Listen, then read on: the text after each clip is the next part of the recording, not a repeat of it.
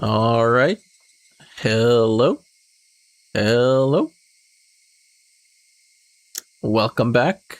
Welcome back to Higurashi, Tatarigoroshi. Um, okay, let me say the whole title. Higurashi, Ch.3. No, Higurashi When They Cry, Chapter T, Tatarigoroshi. There we go. That was the best intro I could do. Anyway, yeah, last time I wanted to stream earlier than I'm streaming right now, but I don't know. I guess was a little busy and I was a little tired like the last couple of days, so I just didn't do it. Or maybe that's just an excuse and I was lazy. One of the two. I'm not going to tell you which one. But yeah, last chapter was insane. The chapter of build-up was pretty good, of like Keiichi getting ready to do it. We got a lot of insight on Keiichi, but last chapter when the deed actually happened and Keiichi actually went through it. He actually killed the uncle. And then buried in his backyard. No, not his backyard. Like buried him in like close to like the highway. Not highway, but like at least by the roadside. Because he couldn't get him to the... It was just a mess. It was just a fucking mess. And Takano-san like showed up and was like, "Hey, what are you doing here, buddy? You seem to be out here with a shovel. Nothing suspicious about a muddy shovel in the trunk. Yeah, you know what I mean? On some straight up SpongeBob shit." Ah, damn it! I should have made that the thumbnail. I should have made that like the thumbnail of like SpongeBob in the backseat with Mr. Krabs, and it's just like nothing suspicious about a muddy shovel. But yeah, that's what happened last time. It was really, really good. Very good sequence of events. Very interesting. Because it implies that Takano was up to some shady shit herself. She wasn't necessarily out here being a model citizen, you know. So can't wait to see what exactly happened. What was she involved in? Because she was a victim last time. And if I remember correctly, the first game, she died as well. I actually don't think I remember if she died. Or she's the one who disappeared, quote unquote. Was she the one who disappeared? I think so. I can't remember. I have to look it back again. But this time she didn't disappear, didn't die. And it seems she was involved in her own little escapades. So that should be interesting to see. Because, again, she's kind of just such a, like... I feel she's a red herring. I feel that Takano is a red herring. I feel that she's not actually doing anything too suspicious. She's not actually out here killing people or involved in any of this. I feel like it's a setup and we're supposed to think that she's more evil, involved, whatever, than we think she is. But I don't think so. Alright, so anyway, let's just start. At first, I thought it was a dream. I was staring at the strange sheet, not really understanding what it was. That was all. I didn't go after it, nor did I ridicule it. The fact was that the boring view was the ceiling of my own room, but I didn't realize that for a fairly long time. Yes, I thought I had been dreaming, but I had actually been staring at the ceiling the whole time. Lethargy induced by my voice of the cicadas. Even after I realized I was awake, I couldn't draw forth the energy to sit up. Everything I could see, everything I could hear, everything was like a television broadcast that had already ended. It was hot. So hot, I could choke on the heat. The back was moist with my back was moist with night sweat and it felt gross. Unable to endure it any longer, I tossed in my futon and finally blood started coursing through my brain. I lazily recalled the long day I had yesterday. The reality was I lay here listening to the voice of the cicadas, and yesterday was so different from it. In order to kill Satoko's uncle, I had rehearsed, formulated a plan, and dug a hole. It was very hot, and I was tired, wasn't I? And when evening came, I went to school and called him out on the phone. I panicked for a moment when he asked where the police station was, but it worked out. And then I awaited him and swooped down. I couldn't remember any more anymore what sort of emotions I'd let control my. I couldn't remember anymore what sort of emotions I'd let control my body. In any case, it didn't go smoothly, but I did it. It was very hard to dig the hole for the body. The feeling of the rain pedaling down on me, I didn't think I'll ever forget it. The rain, the mud, the sprays of blood, the sensation of floundering in a swamp. When I met Takano-san on the way home, that wasn't good, no matter how I interpret it. It was the most misfortune and uncalculated thing that had happened that night. Everything would have been perfect if only I hadn't encountered her. Haha. I was just riding my bike with a shovel in one hand through the downpour, utterly soaked. There was no way someone could surmise I was a murderer by burying a body just from that information.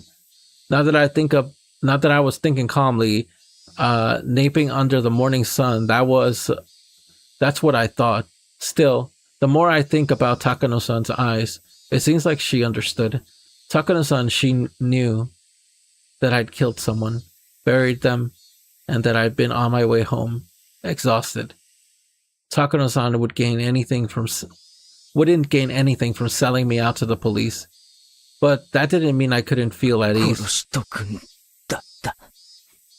Damn, he's really hung up. Wow, he committed a really serious crime, and yeah, okay. I had crossed such a bridge to get my tranquil life back, and finally achieved it as a result. But now, for the rest of my life, for all the tranquil days starting today, I'd have to live in fear of when they would suddenly end. I may have twisted my ankle, dulled from total exhaustion. The fact that I couldn't make the snap judgment I needed to, regretted it more and more as time went on. You didn't have a choice, Keiichi Maibara. You didn't have a choice at the time. You were tired, you were a mess. Even if you had made the decision, you might have not even been able to kill her. She might have been just beaten you instead. In the sense, parting ways uneventfully could have been the safer option. No matter how sharp Takano-san's intuition was, she had no proof. Her suspecting me didn't amount to evidence by itself. 理屈じゃわかってるさ。でも、だからって何の心配もないってわけじゃないだろう。Just worrying about it when the time comes. Now isn't the time to be worrying. It's the time to be smiling, right? You accomplished so much just to gain new life starting today, didn't you? Then you should be happy at this new morning. If remembering the past is too hard for you, then consider everything up to yesterday as having never happened. You said so yourself. You buried it all like it never happened. Well, your wish came true. Everything before yesterday never happened. So be happy, Keiichi Maibara. Aye. I stuck up my hands lazily. It felt a little silly for me to be the one doing it. I heaved a sigh from deep in my belly. The sigh got my lungs moving. It felt like I hadn't been breathing until just now. It wasn't enough to abolish myself over. All the dice that could be thrown already had been. And the numbers that turned up weren't bad at all. If I lost with those numbers, then I just had to give up, I guess. I grabbed the chest of my pajamas. And flapped it back and forth. Cool air flowed over my sweaty body. Okay. Nothing before yesterday happened. Nothing at all. I'd forget it all. Yesterday was all a dream. What time was it? About midday. Getting myself up and going to school this late seemed kind of absurd, but I needed to go. I felt like going to school wouldn't be the first step in a peaceful new life. I didn't care how late it was, I would go. I'd go to school right now and get back to the life I had retaken as soon as I could. My lazy body immediately became lighter at the thought. Rolled out of my futon, bounced into my knees, and leaped upright. 10.0 Stuck out my chest with pride at the gymnast-like pose, then took a deep breath of fresh air. Okay, this is your Keiichi's mistakes are piling up, brother. Like, your first mistake was not going to school immediately. Like, I was thinking, like, what time is it? Shouldn't you be at school or whatever? And also, I think the biggest thing that is going to trip up Keiichi from now on is not even the fact that Takano saw him. From what it looks like, they're both mutually responsible for something, and both of them don't want to be caught. So whatever, they're both accomplices in crime, I guess. But the biggest thing is, like, if people ask his friends, what happened to Keiichi? Oh, they said he's going to stay home. They ask Keiichi's parents, oh, what happened? Where was your son? On Watanagashi. Oh, of course, he went with his friends. He went to hang out with friends. Okay. Okay, so that's two different stories. So where were you? Where were you? Were you home, or were you your friends? Or were you somewhere else? Where the fuck were you? The brisk morning air that had been gone for a while, replaced by the crisp air of summer.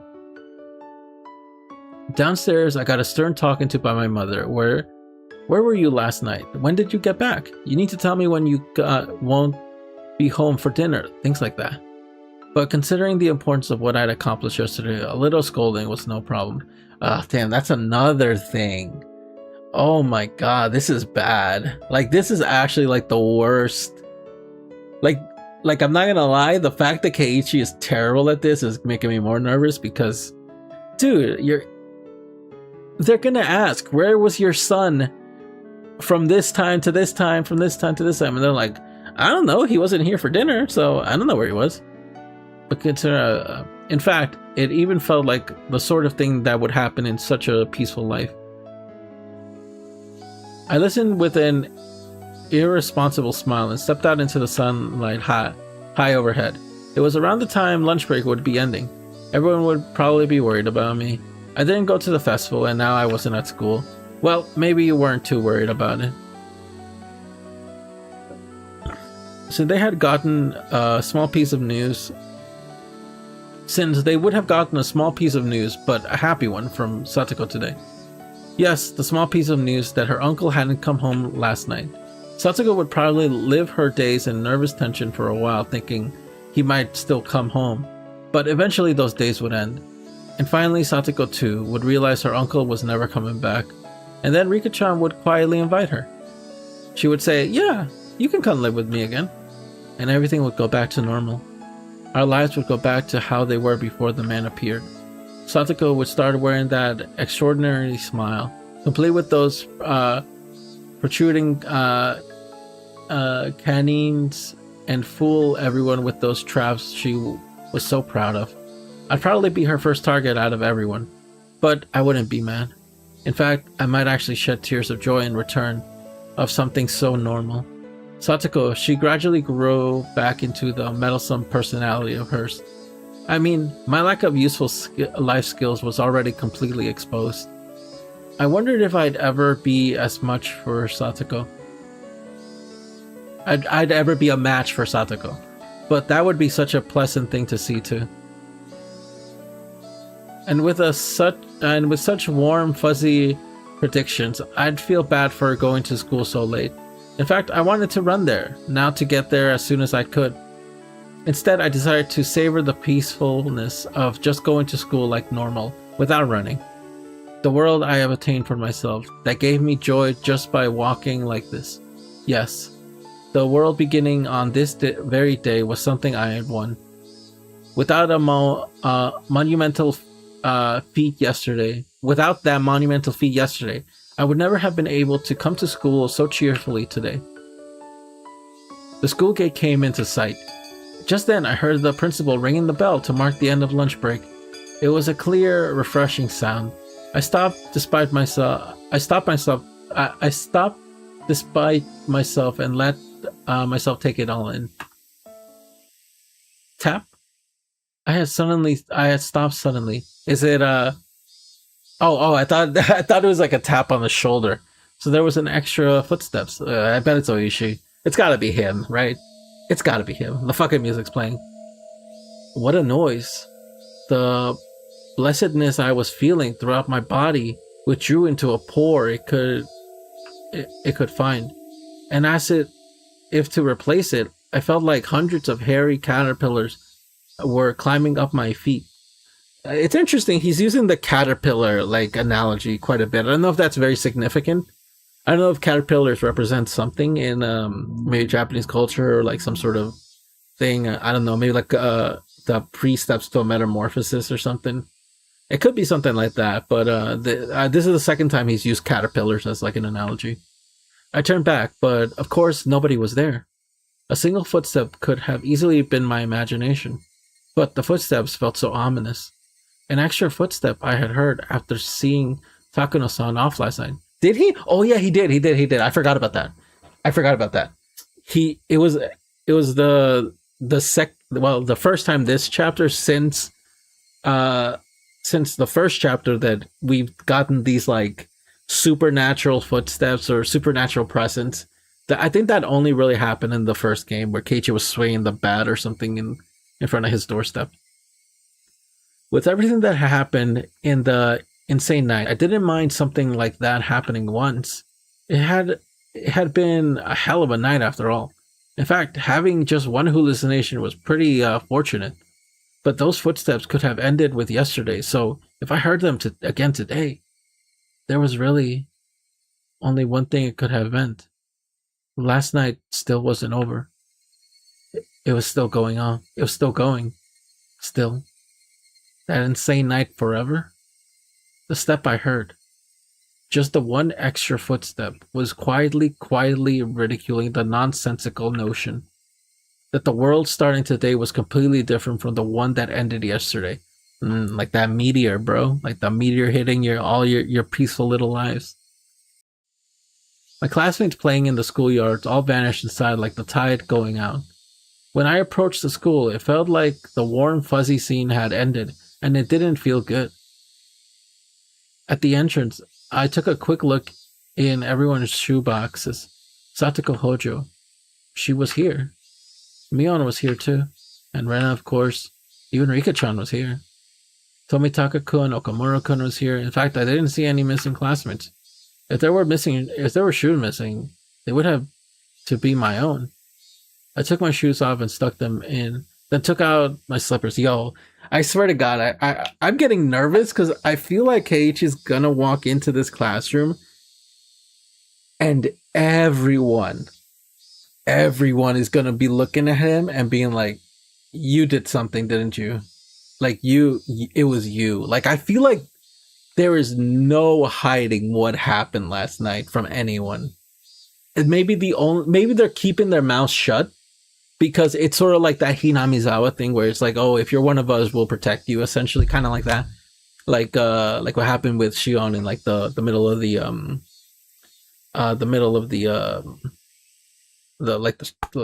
little street area where Keiichi was getting harassed. Maybe they'll all like look at Keiichi so different now because they know what he did, but they're not going to say anything. You know, they're not going to say anything and not going to do anything really. His close friends might, his close friends will probably be like, what the I don't know, man. I don't even know how Satoko's going to react, but I feel like as a town, they're going to defend him specifically because Ooishi is probably going to be on his case. And everyone in this town fucking hates Ooishi. So like it's, especially Mion, so it's like, I'd rather protect Keiichi than deal with Ooishi. I think that's sort of like the idea we're going to go through. Okay, let's continue. There wasn't a single pair left in the shoebox anymore. With that, they returned to their rightful state.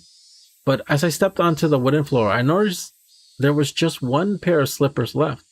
Huh? Who's? Hojo Satoshi. Satoshi Hojo. Satoshi, who had never been to the school since disappearing last year.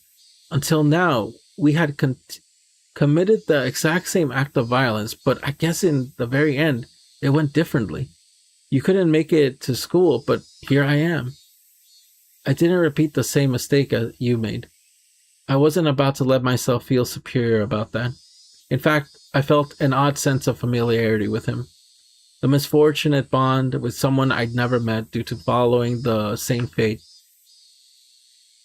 I headed down the hallway towards the unusual classroom.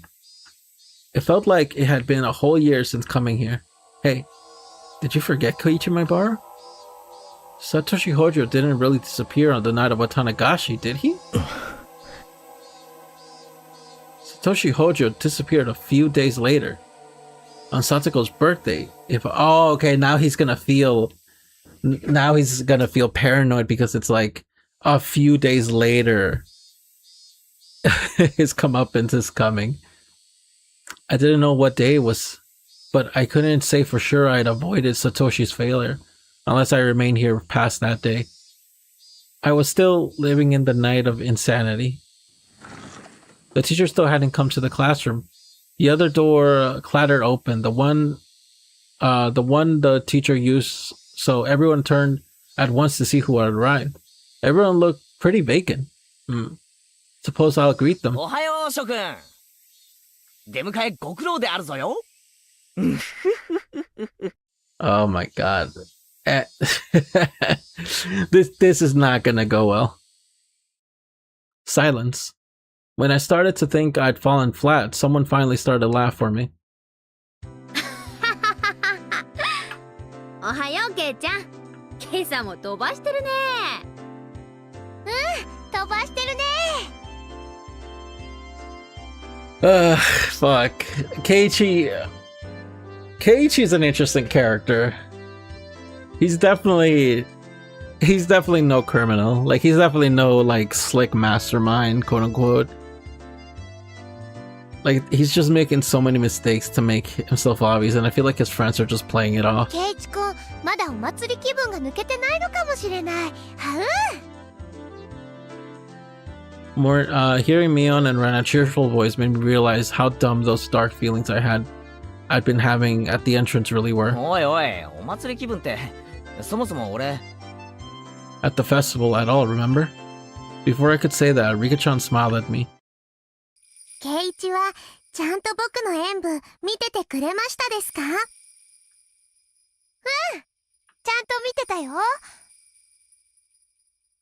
Oh my god. Oh my god. Are his friends like covering for him? Are they like, Keiichi, you were at the festival.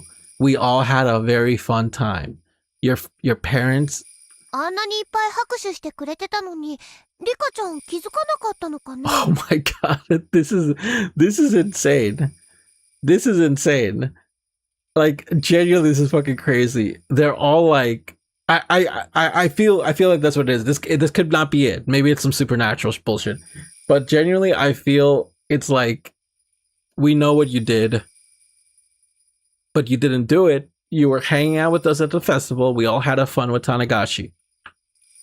ケイちゃんにシオンのやつがちょっかい出してきたのを無視してね。はははは。シオン、ざまあなかった。ああ、いい気分。Mion started laughing at the memory as she slapped me a few times on the back.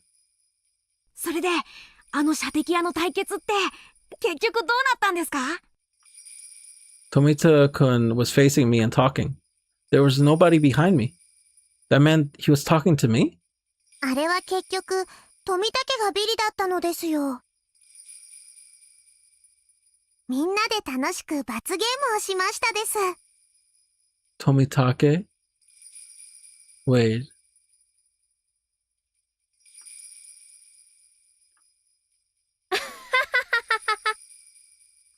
Whoa, this is weird. リカちゃんも実質ビリみたいなもんだったじゃない。あそこで起死回生の大技でガムをゲットとは、さすがは我が部の部員。This is the events of the first Watanagashi. Well, I'm sorry, the first chapter of the Watanagashi festival, where they played together and had the shooting range game, and then Rika-chan did that to essentially charm Tomitaka to lose, essentially, so she wouldn't get the punishment. What the fuck? Ooh, okay, this is weird. This is very weird. Fantastic.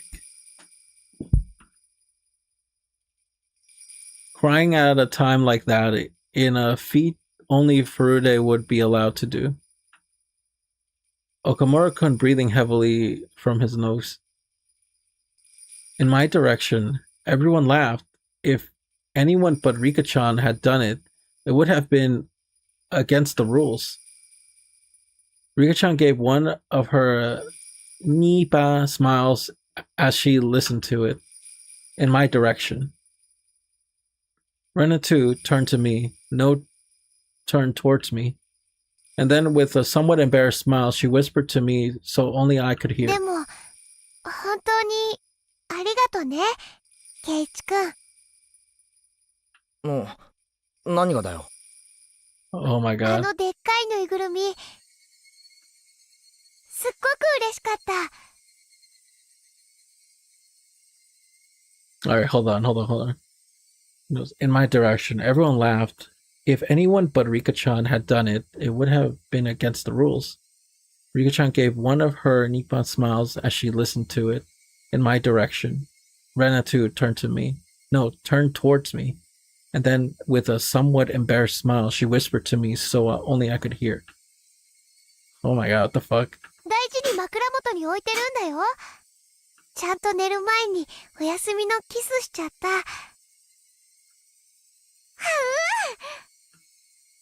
The class laughed at that, cheering and jeering. This whole time, the conversation had been a little off.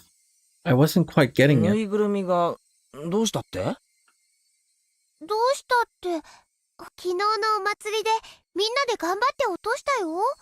でっかいぬいぐるみ。でっかいぬいぐるみ。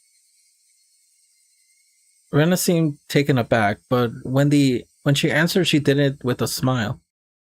なかなか倒せないから額を狙ったり、素早く何発も撃ったりしていろいろと試したんだよね。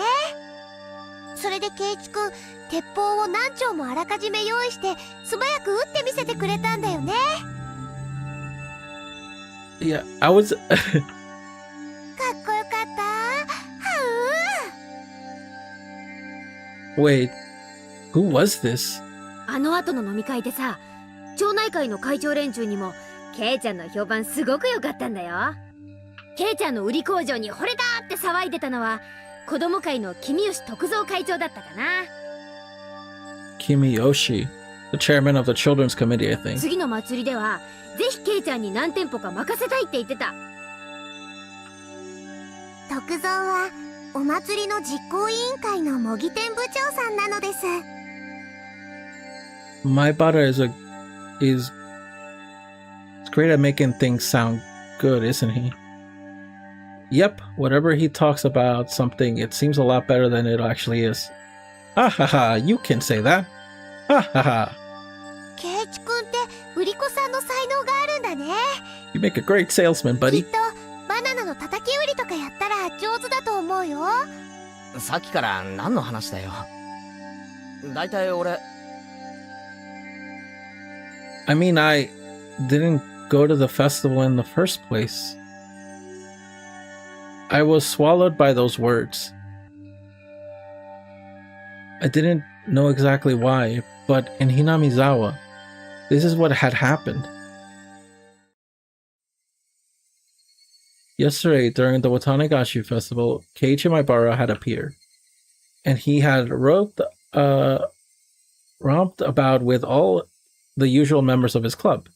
He made a big scene at the few of the stalls, snatched a few sticks of takoyaki and okinomiyaki in his glee, rating each of them as delicious or terrible to get everyone excited.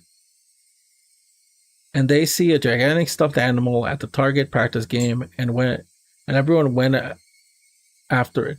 And then I got a whole bunch of cork guns, fired them in rapid succession, throwing each one away after using it. And admirably, I shot down the biggest stuffed animal there. And then I gave the stuffed animal the proof of my victory to Rena as a gift. Then our fun came to a close as we had to go see Rika-chan's offertory dance. There were a ton of people squeezed in there, and we all got a separate, but we each managed to get a good position to cheer Rika-chan on her form. Then in the middle, when Shion came up and asked me to go hang out with her instead of watching the dedication dance, I refused and stayed put, watching the dance until the very end. But who Who was that? Well, everyone's been saying it, haven't they? Keiichi Maibara. I had an urge to yell in anger at my classmates for having so much fun talking about the festival yesterday with Keiichi Maibara. What the hell are you guys even talking about? Far stronger than that feeling, though, was the sheer uncanny nature of this reality I couldn't understand. A Keiichi Maibara who wasn't me was in Hinamizawa yesterday, as I threw away my humanity, turned into a demon, and was busy beating Satoko's uncle to death. I was having a great time at the festival last night. What the hell? I had to suffer through so much, desperately holding back tears, getting so worn out in that downpour, digging holes, chasing, beating, killing, dragging, and burying. Who was this Keiichi Maibara who had ignored me so and spent so much fun, carefree time at the festival? Damn it. Who the hell stood in for me? Was I put my life on the line working so hard to achieve this treasure-like everyday life? If there was another Keiichi Maibara beside me, then what was I? On the night of Watanagashi, where one died and one disappeared, in accordance to Yashiro-sama's curse. Oh, what? Fuck! According to Yashiro-sama's curse, there was only a demon who had killed someone. Dumbfounded, as I succumbed to horrifying possibilities, I looked around at my classmates to make sure there was nobody extra I didn't recognize among them, to make sure I wasn't among them. It was a horrifying thought that the real Keiichi Maibara hadn't overslept and had come to school on time, and that I, who was no longer Keiichi Maibara, had just waltzed in here. But no matter how much I checked, the only people here were the ones I knew. The man I met every time I look in the bathroom mirror was not here. はい。午後の授業を始めますよ。皆さん、席に戻ってください。委員長、号令。 The teacher entered and everyone hurried back to their seats. Upon finding me who was so stupidly late, she gave me a stern talking to, but I wasn't listening to it. Wasn't our old life supposed to start today? Something wasn't right. It was just strange. I was supposed to go back to my old fun life after yesterday. I had set foot in an incomparably mysterious world that was completely different from both my old life and my recent one. Yes, this was without a doubt a different world than the one I had been living into until now. There was no way such an absurd thing could be possible. But unless it was true, I can't explain anything that just happened. In the classroom, I was surrounded by so many faces I knew, and yet I felt isolated. The cicadas sounded no different than they had before now, but they seemed somehow false. The air was parched and dry too, making me think, was the air in Hinamizawa always this uncomfortable?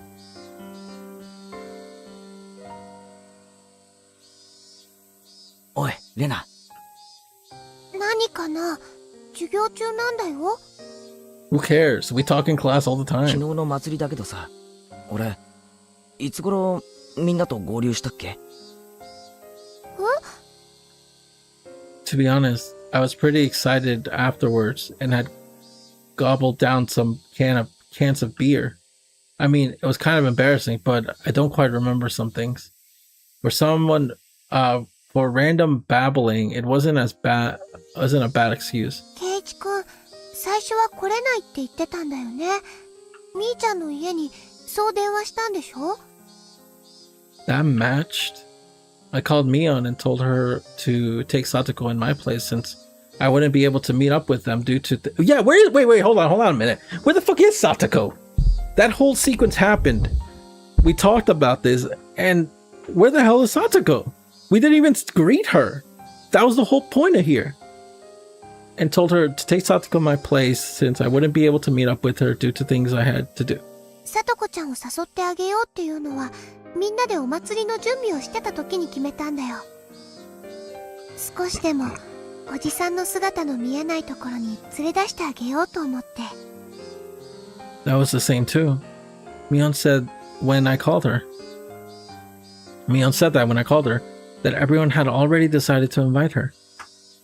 それでみんなでレナとみーちゃんとリカちゃんでさとこちゃんの家に行ってさとこちゃんを連れ出して。 They all went to Satoko's house. さとこちゃんのおじさんすっごく意地悪そうな人だった。 That part didn't matter. What was I trying? 俺は、いつ合流したんだ？ When did I meet up with you? そんなことも忘れちゃってるの？ケイチくん。だから祭りの前の日はよく寝た方がいいよって言ったのに。だから、俺はいつ合流したんだよ。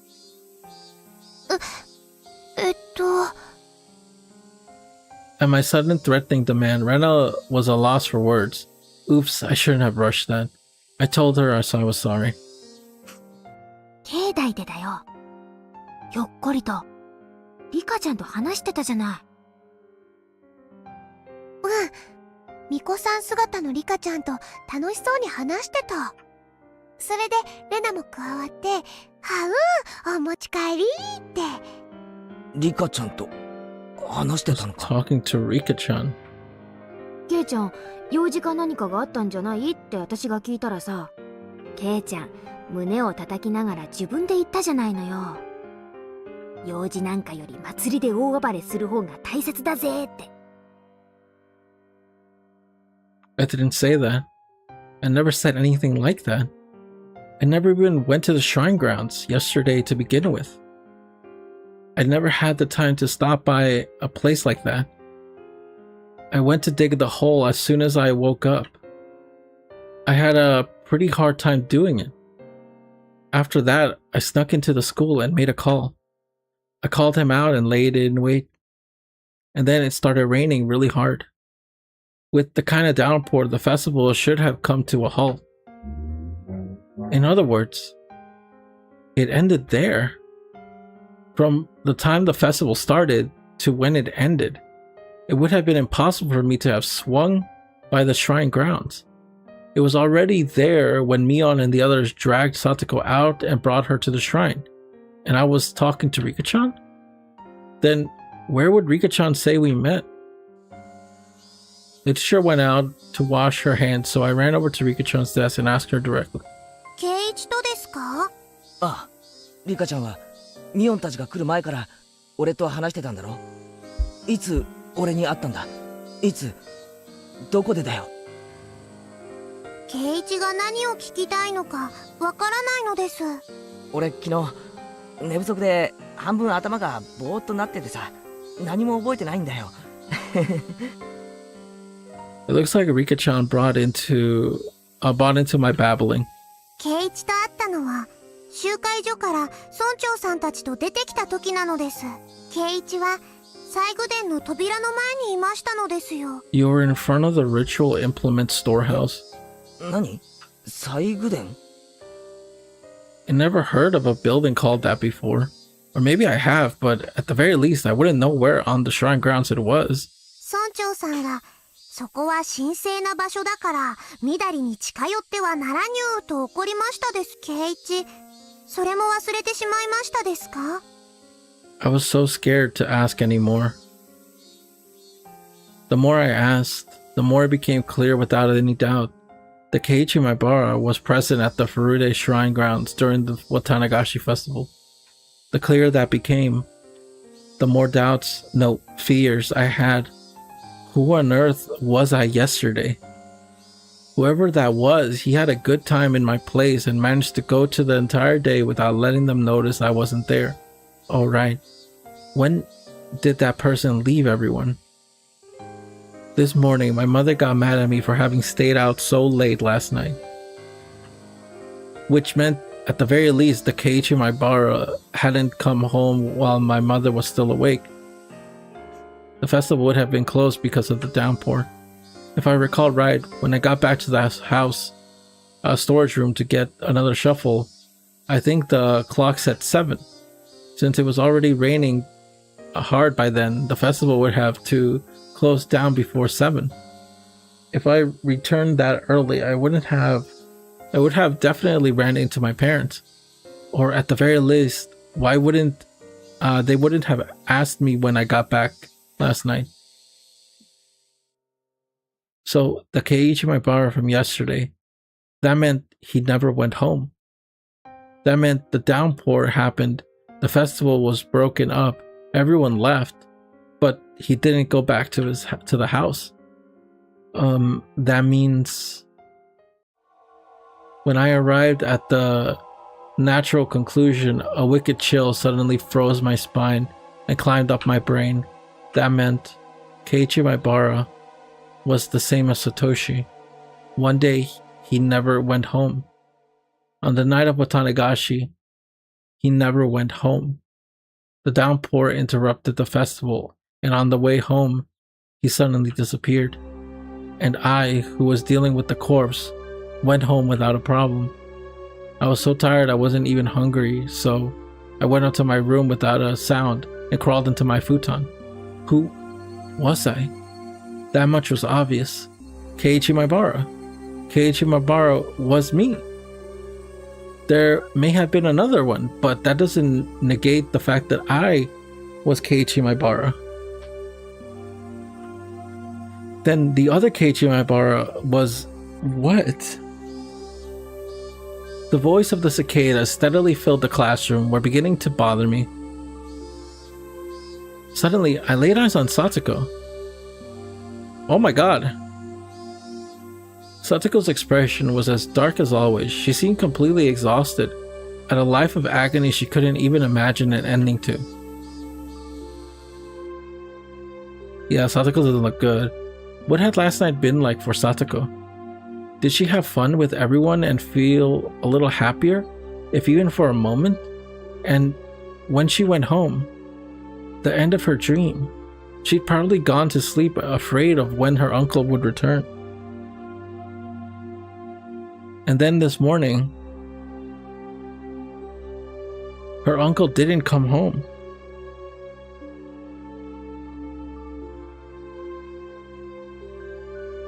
And then she went to school. Right now, she must have been still trapped in by that rotten idea from which she couldn't be saved, that her uncle would need her when she got back. But you can rest easy, Satoko. Your uncle won't ever be coming back. I couldn't tell her it was because I killed him. When Satoko realized on her own that her uncle would never return, then that would truly be the end of that long, insane night. That's right. I didn't do anything wrong. That's funny. I did the best possible thing I could have as Satoko's Nini.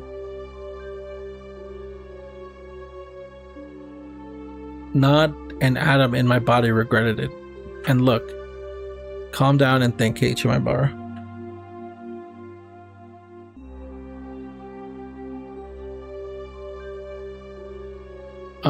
A certain point of view, it isn't convenient there was another Keiichi Maibara. I buried the corpse perfectly. A beginning wouldn't happen, but the worst came to worse, and it got out, and the investigation got to me. I know I have a strong alibi, able to profess the fact that I'd been at the Watanagashi festival. By accepting something so creepy and using it as an alibi. Still, if I proved I hadn't gone to the festival yesterday, it would do no good and a whole lot of harm. That was what left the really actually bad aftertaste. That's such a weird wording. That was what left the really actually bad aftertaste. You'll never forget about it, Keiichi Maibara. Everything that happened before today. So just forget about the Keiichi Maibara who was there yesterday too. Instead, let's watch gently over Satoko for the day her smile returns. And the day that would mark the end of that insane, all too long night.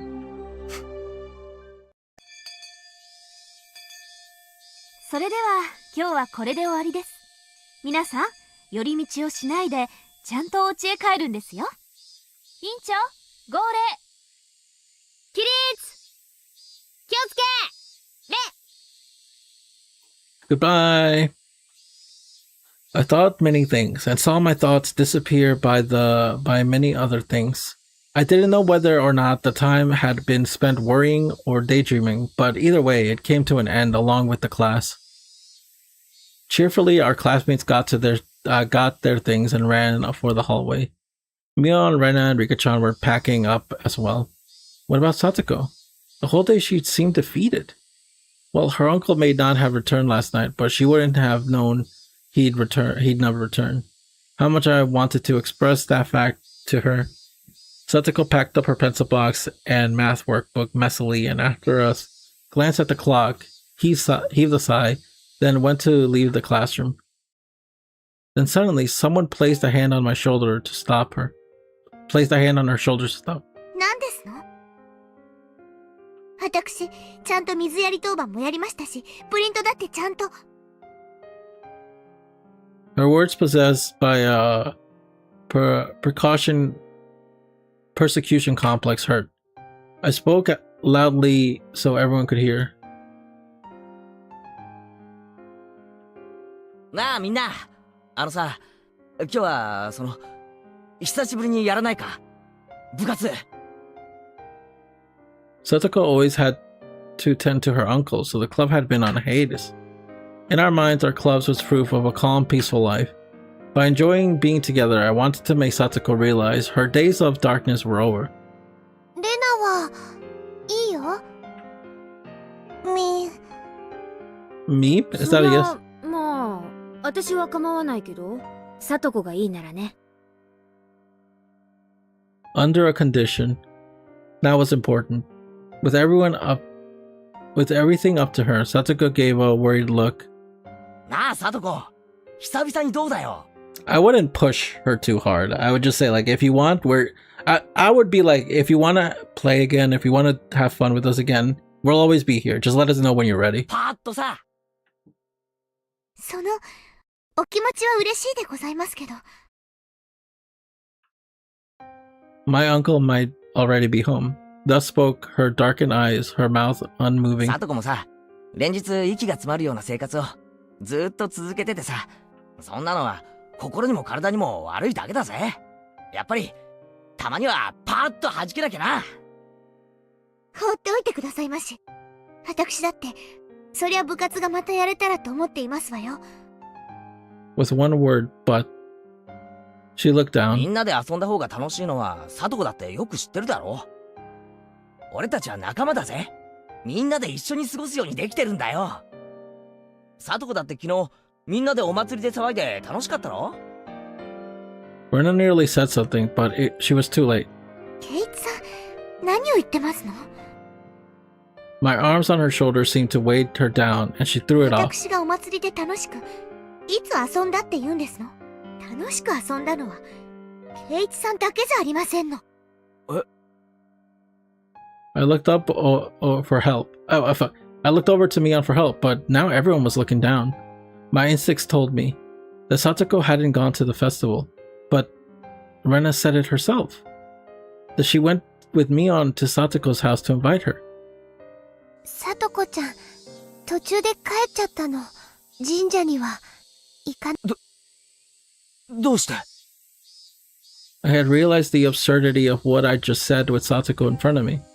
おじが家で待ってるのに、一人だけ遊んでると悪いって言って、神社の直前で。私たちも引き止めたんだよ。今日はおじさん公認だから、ちゃんと遊んでも怒られないんだよって。At some point, tears began to well up in Satoko's eyes.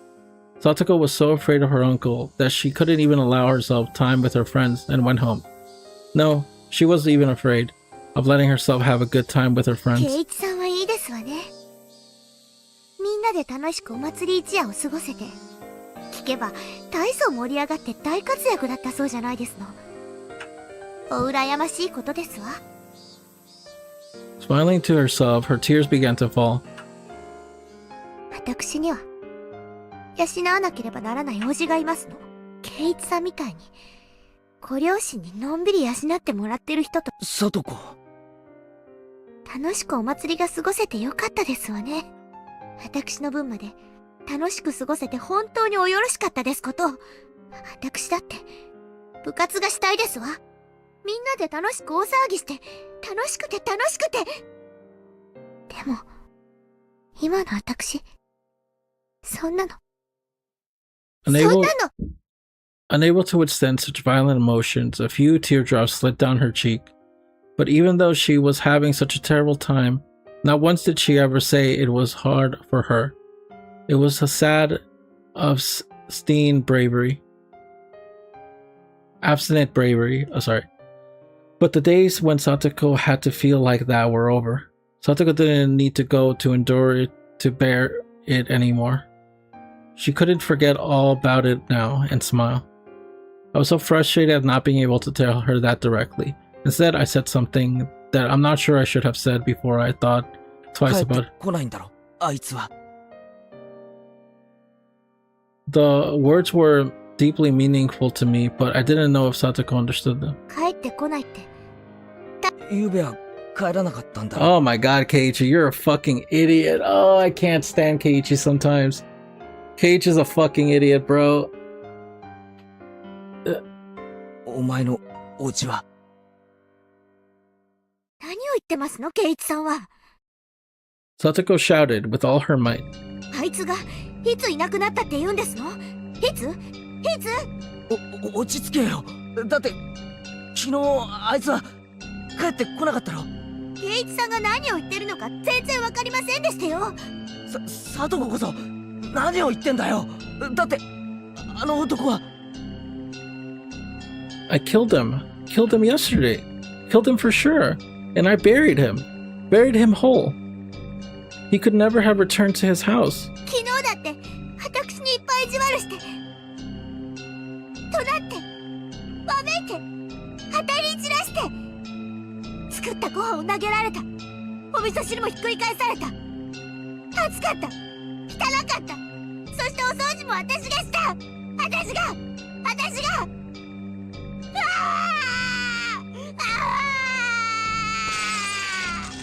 What? Our stories weren't matching up. え？いる？今朝だって朝ごはんの時起こせって言われたから起こしたのに怒られた。起こさなかったらまた怒るのに起こしても怒られた。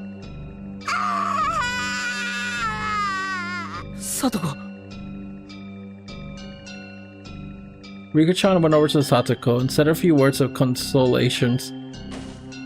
But Satoko angrily refused those words and thrust Rika-chan away. いいに早く帰ってきてよ。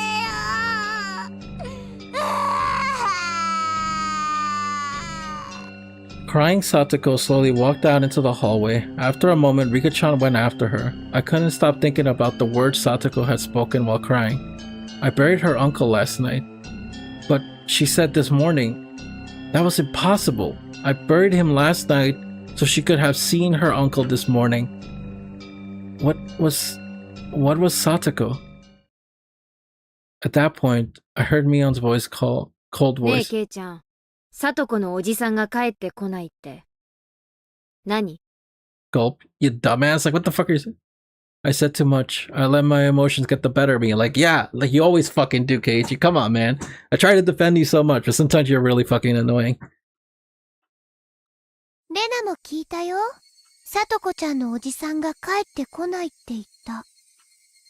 どうして？なんで帰ってこないの？おかしいよね。だって今朝もちゃんとサトコちゃんのおじさんはいるんだよ。なのになんで帰ってこないなんて言うのかな。ケイちゃん、言ってることがさっきから変。Suddenly, Mion and Rena started to speak in strange and creepy voices. What were they doing? What were they saying? ケイちゃんはサトコのおじさんがいると何か都合が悪いことでもあるわけ？お前らこそ何を言ってるんだ？ Is this a new music track? I don't think I heard this track before. No, wait. I think we did hear this track before. サトコのおじなんかいない方がいいに決まってるだろうが。それはもちろんいない方がいいよね。The fuck? Something wasn't right. The next thing I knew, Mion and Rena were smiling thinly, and their eyes were dark and muddy in a way that I'd never seen before. And our eyes met. The mud even seemed to fill the air. サトコのおじは確かに嫌なやつだよね。私もいなくなった方がいいやつだと思うよ。でもさ、仕方ないじゃない。Nothing we can do? Something's wrong. Something clearly wrong here. What the hell was happening? After a moment, a chilly liquid-like feeling as though my blood had been mixed with sherbet crawling up my spine. 仕方ないって。そりゃ仕方ないけど。でもそれじゃサトコが。仕方がなければどうするのかな。Rena was trying to prompt me to say more. There really was no choice, so I killed him.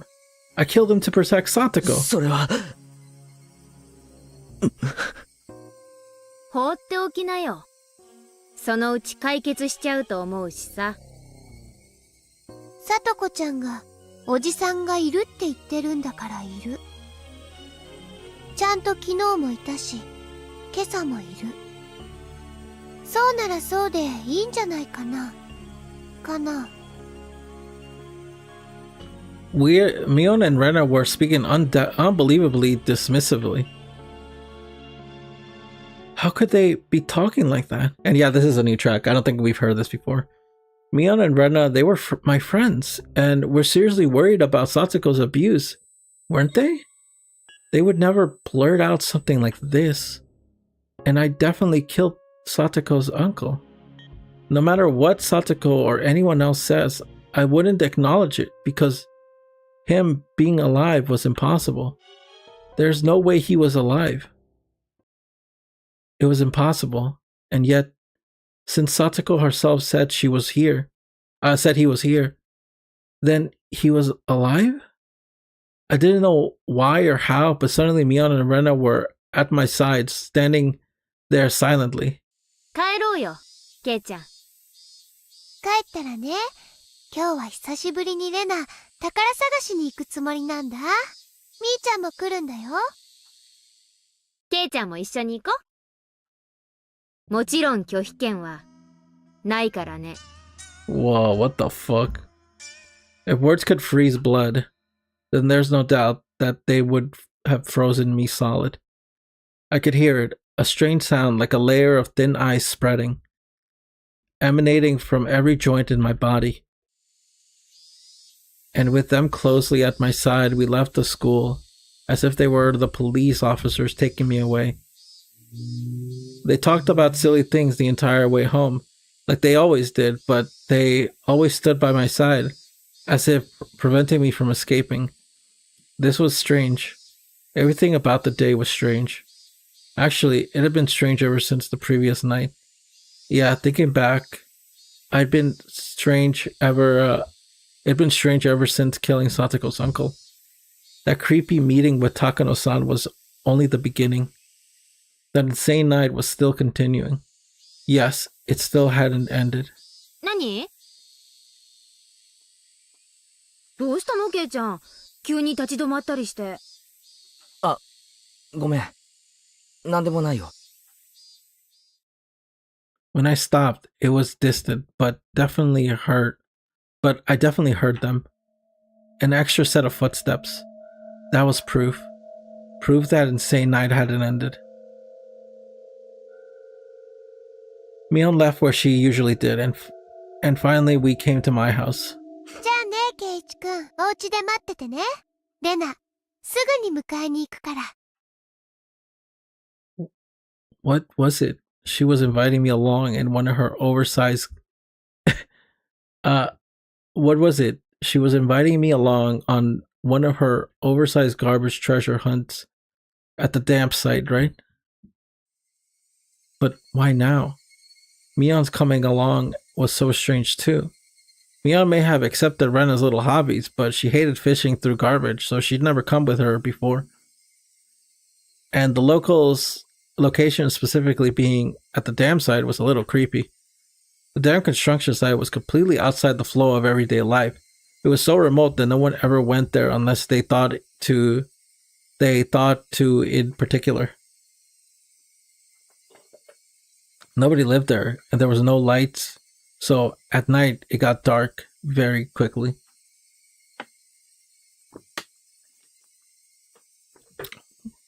I was being forcibly invited there. There was no reason I had to fear Rena and Mion.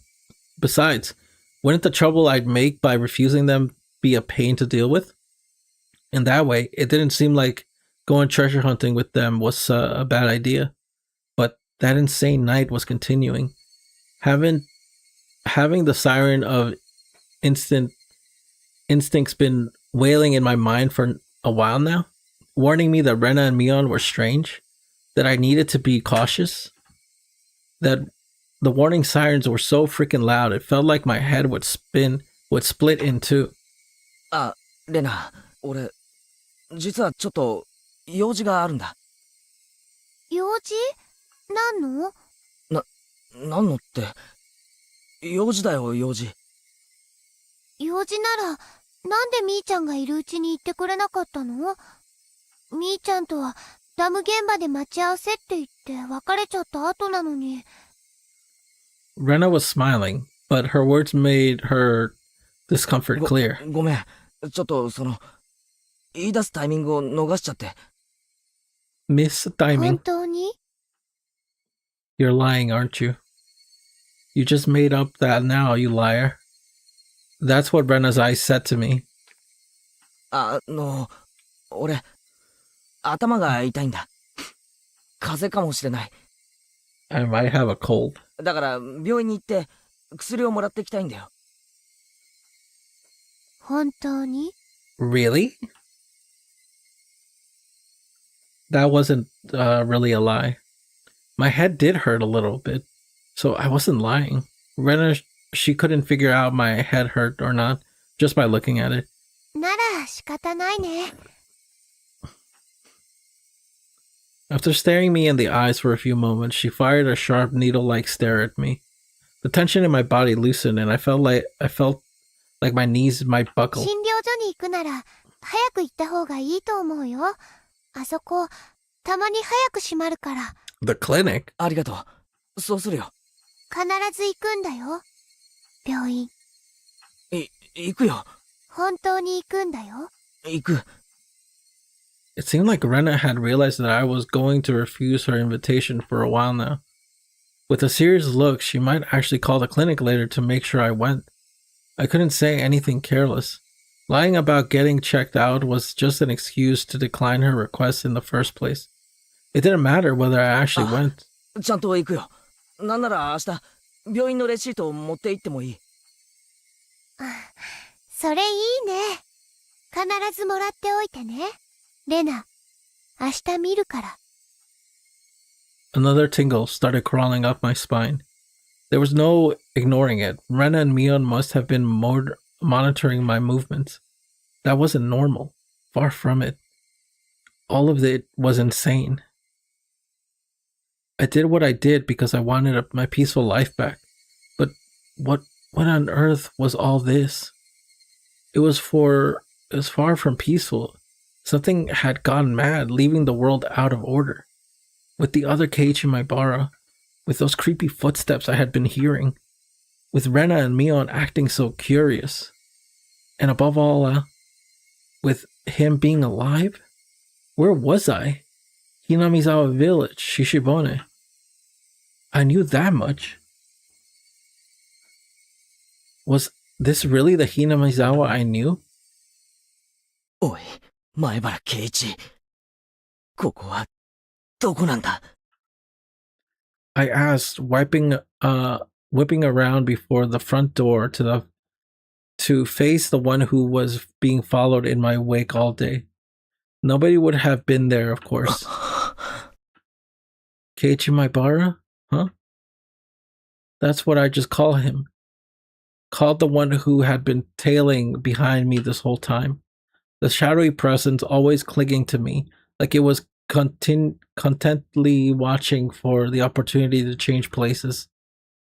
Footsteps always following me was another impossibility. It couldn't have been a ghost, so it was just impossible. So the strangeness must have been my ears, my head, or Hinamizawa. Everything I could see was the same exact Hinamizawa I knew so well, and that gave me the creeps.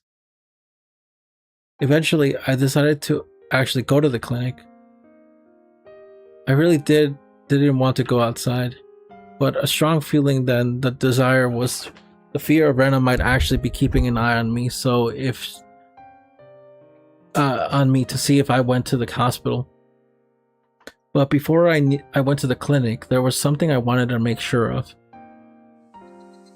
It was at the school. I pretended I'd forgotten something. I was going back to the classroom to pick it up. As soon as the thought crossed my mind, I was overwhelmed by paranoia. I was just going to the classroom, but I hated it so much. Having to be so careful to fake it. After carefully verifying once more that nobody was watching, I went over to the locker. Yes, Satoshi's locker.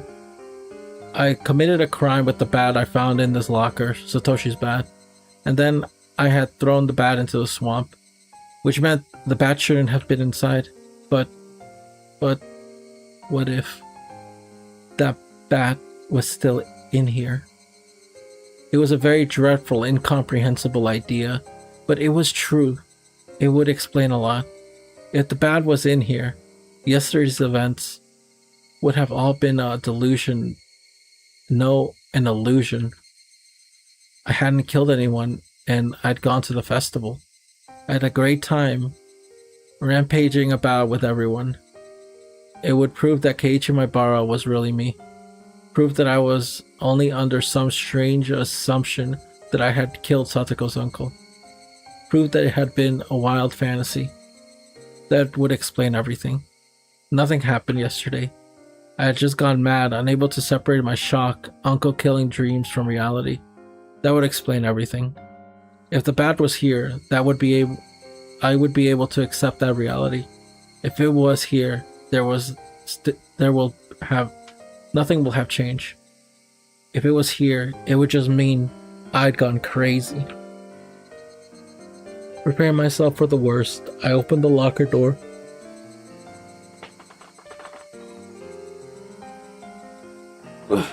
I was actually scared of opening it slowly, so I threw it open with a bang. I'll be honest, I don't know what would be more shocking, if it wasn't there or if it was there. And just like that, and just like the first time, the choking scent of smell and sweat like a stale towel came flowing out. There was a baseball uniform and some miscellaneous other things like notebooks. There was also a shoe pouch. And as for the bat, it wasn't here. It was how I left it when I took the bat out. There was no doubt. Yesterday really happened. Now that I knew I wasn't a lunatic, I felt relieved. But at the same time, if I wasn't the crazy one, then Hinamizawa was. And that was evidence of a reality I found just as difficult to accept. There was noise somehow creeping into everything I saw, and the world was losing a tiny bit of color. So what did I know about last night now? Now that I'd made sure the bat wasn't there, I didn't need to be here anymore. Shall I go? For real? To the hospital? It was my first time going to the hospital, but from what I heard, it wasn't far from school. My mom told me there is a big, easy-to-see road. Went straight there. I went past the shopping street, made a turn. It wasn't overly hard to spot the sign with Ire Clinic written on it. There was one other person, older man there, in an air-conditioned waiting room. I went up to the counter and told them it was my first time here. The man behind the counter glanced at the clock and said there would be a short wait. It was almost 5. Clank hours would be ending soon. As I sat in this unfamiliar waiting room, isolated from everyone, I let myself feel a cold air. I actually felt relieved. What should I tell the doctor when he came? I couldn't tell him I had a cold, but I was the very picture of health. Actually, I wanted him to check my head. I wanted someone to confirm for me whether I was really sane or not. Maebara Keiichi-san. Yeah, I was about to say, Ire. Wasn't that, what's his face? Because I thought Takano worked here. I thought Takano-san worked at this clinic. I was waiting for her to show up, but then I was like, Ire Clinic. Was that what it was called before? Because I think Keiichi came here in like the first chapter. 診察室へお入りください。 Huh?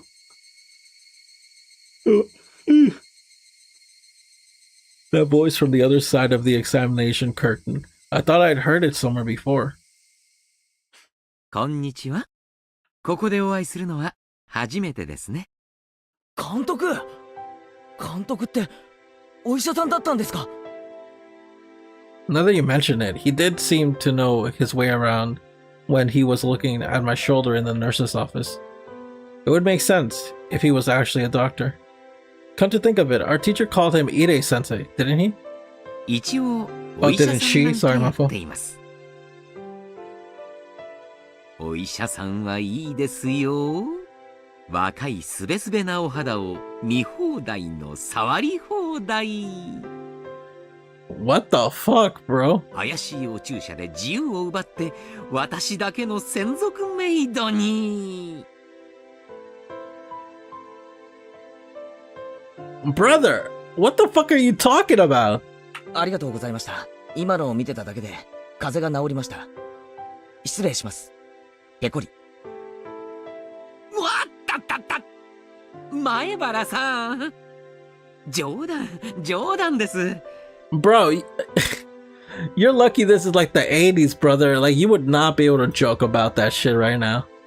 You'll get fucking thrown in jail. Okay, actually, maybe not. さ座って診察させてください。聴診器を当てますから、前原さんのすべすべのお胸を見せてください。 Sit down and let me take a good look at you. Oh my god. For some reason, I felt really relieved. After that insane night, as much as I thought everything had gone crazy, Coach was here doing the same thing he always did. I was very happy for that. 風邪ではないようですね。むしろ全身の擦り傷や切り傷の方が痛い。ひょっとして半袖半ズボンで藪の中に入って遊びましたか？切り傷から破傷風菌が入った可能性もないとは言えませんし。 as I was chasing that man last night, I kept scraping by bits of trees. I didn't realize I had so many cuts. 昨日のお祭りではしゃぎすぎましたね。若いというのはいいことです。 And once again, I apparently went to the 監 festival. 督もお祭り。ええ、もちろんですよ。私こう見えても綿流しの実行委員会の役員ですからね。俺に会いましたか？ This coach was the same coach that I'd always known, and I felt like I could trust him more than my weird friends, so I asked. 実は私、本部テントでずっと会長さんたちとお酒を飲んでたんで、全然お祭りは見て回ってないんですよ。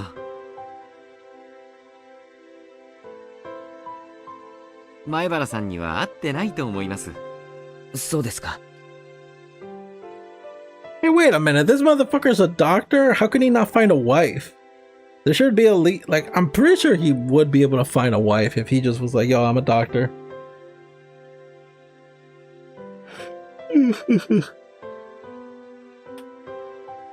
変わった質問をしましたね。ひょっとして今日寝不足ですか？いけませんよ。成長期はよく食べよく寝て育つんですから。Coach let out a laugh. He didn't laugh in the unnatural way like Miona and Renan did. Coach was okay. He was the coach from the world I knew.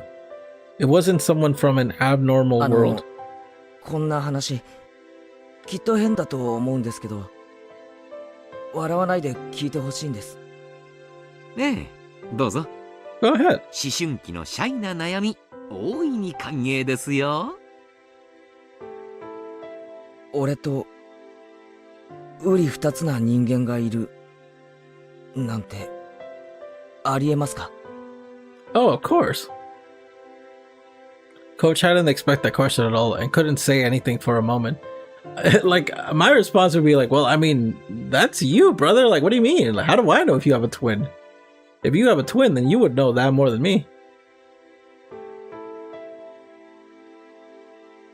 Then he smiled calmly and quietly answered. 迷信ですが、世界には自分と全く同じ顔をした人があと2人いるなんて話を聞いたことがありますね。Two others? I think I heard like a theory of like a doppelganger effect or whatever, where it's like one person who looks exactly like you, but having two people. いるならぜひお会いしてみたいものですが。あと、おとぎ話にも自分の分身が登場する話がいろいろありますよ。ドイツのおとぎ話に出てくるドッペルのお化けなどは有名です。ドッペルのお化け？ Doppelganger? ええ。自分の姿に瓜二つなんだそうです。不幸の前触れなんだそうで、これに遭ってしまうと近いうちに死んでしまうみたいな話らしいですよ。I think I heard that exact same story of like the misfortune essentially. When you meet them, you're sure to die soon. The story ended directly in death, plain and simple, and it made my spine tingle. Coach wasn't saying it to scare me though, he was just offering a casual anecdote, but that made it feel a lot more そ real. のお化けがひなみ沢に出るなんて話はありますか？ええさて、どうでしょう。Coach must have thought he was being teased, so he laughed in an exaggerated way. But when I didn't smile along with him, his laughter steadily grew すみ fainter. ません。ちょっと真面目な話のつもりだったんで。いえ、こっちこそ笑ってすみませんでした。何か気になることでもおありですか？ I wondered if I should tell him. Then, after resolving myself one final time, I slowly spoke. 昨日はお祭りに行っていないんです。そうでしたか。Is that right? お祭りは来年もあります。その時また。そうじゃなくて、俺は祭りに行っていないのに、みんなが言うには、俺は祭りにいたらしいんですよ。こんなことってあるんですか？ After blinking his eyes in amazement, Coach thought seriously about what I was trying to say. And he answered, choosing his words carefully. お話を整理しますね。つまり前原くんは綿流しのお祭りに行ったけど、その記憶がないということですか？ Okay, depending on what he says next, I have like some thoughts, I guess. I was trying to say something completely different, but I suppose any sane person would come to that conclusion. The night Cage in my bar was actually at the festival, but I was saying I didn't go. That obviously meant my memories of going there had failed me. But that wasn't absolutely impossible. That was absolutely impossible. That vivid act I had committed during the downpour couldn't possibly have been an illusion. All these scrapes on my body prove it, so does the fact the bat in the locker. So does the bat wasn't in the locker. いえ、違うんです、監督。俺は本当に祭りに行っていないんです。気を悪くしないでくださいよ、前原さん。前原さんにはこれまでに気づいたら見知らぬ場所にいたとか、そういう記憶の欠落を経験されたことがありますか？ないです。それに記憶を失ったとかそういうのじゃない。だってその祭りの時間には別の用事を確かにやっていましたから。 Oh yeah, what were you 寝 doing? てて意識がなかったとかそういうのじゃありません。その用事は間違いなく、大変失礼ですが、何かの思い込みでなく。間違いありません。完全にはっきりとした記憶、いや事実です。お祭りの時間に神社にいなくて、よそで別の用事をして、それをはっきりした形で証明できますか？ That's right. Thinking it through brought me to this. There was only one way to prove that I really wasn't at the festival yesterday, and that was to show that there was no doubt I had killed her uncle. Coach saw me struggling to answer. His eyes looked a little cold. I guess they would. After all, Coach was perspective. I was just a weirdo spurting nonsense. 少し横になりましょうか。心を落ち着けて楽にしましょう。別に横になりに来たわけじゃありません。遠慮します。少し神経に高ぶりがあるようです。鎮静剤を注射して少し目をつむってみませんか？それで。俺は異常者じゃない。 I realized Coach was treating me like a deviant, so I raised my voice. 気に障ったなら謝ります。ですからどうか落ち着いて。俺は絶対に祭りには行っていない。それは本当に間違いないんです。分かってます。分かってますから、どうか落ち着いて深呼吸を。あんたは全然分かっていない。 Coach was stunned and stared in stupefaction. 分かっていますよ。前原さん、あなたは昨日はお祭りに来なかった。そうですよね。私は信じます。信じますよ。Coach jotted down a brief note in his records.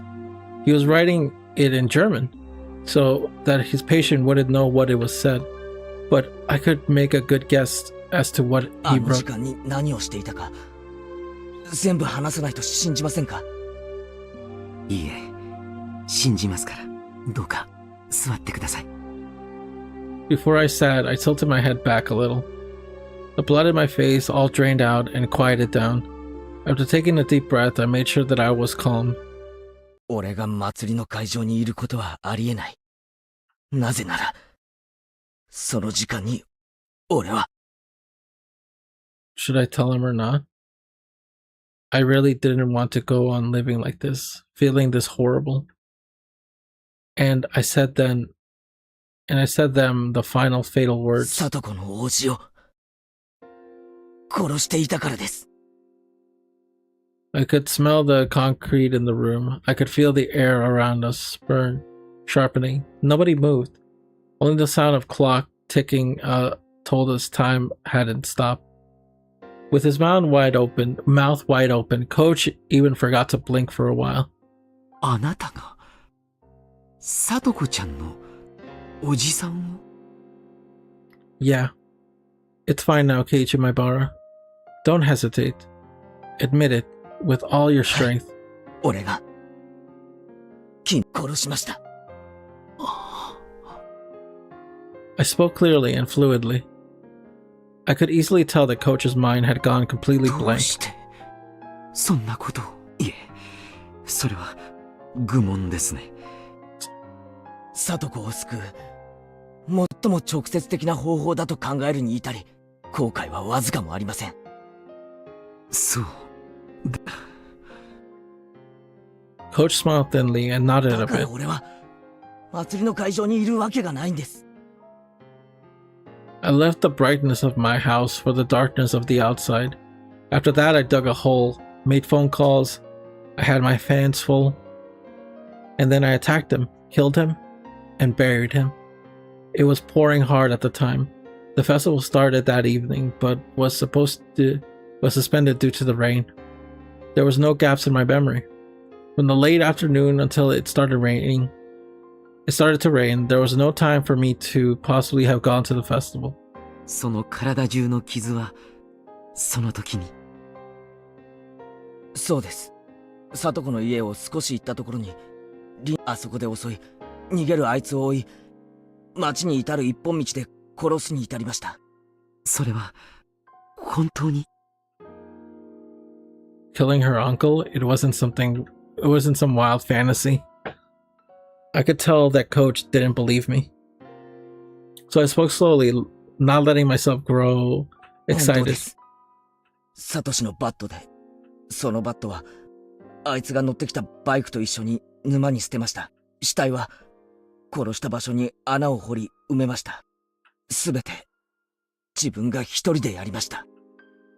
さとこちゃんの叔父はバイクで通りかかったんですね。ではあなたはそれを期待して延々と待ち伏せを。あいつが家から出ないことは想定していました。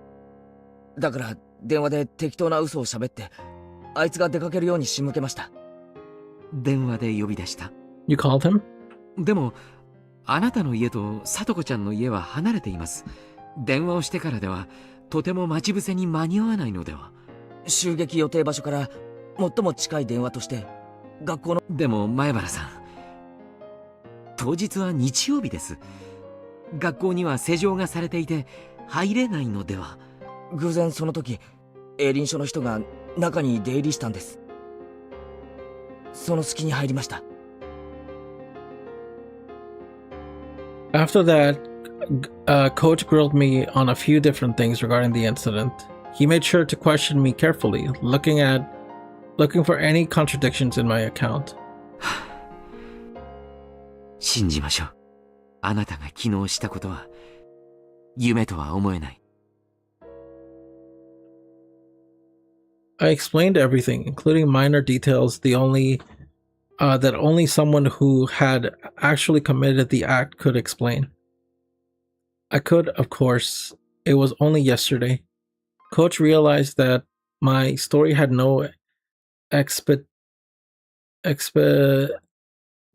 coincidence or too convenient detail that would existed in a daydream or delusion, and finally seemed to want to believe これ me. でもまだ俺が記憶をなくして祭り会場に行ったと思いますか？ Well, I mean, probably. You sound crazy. Coach slowly shook his head. でもクラスのみんなが昨日確かに俺が祭りにいたと言います。そんなことがあり得るでしょうか？あるわけがない。きっとクラスの皆さんはあなたによく似た誰かとあなたを見間違えたのでしょう。それに集団心理が働いて皆さんはあなたがお祭りにいたと錯覚してしまっているに違いありません。 Ch.3?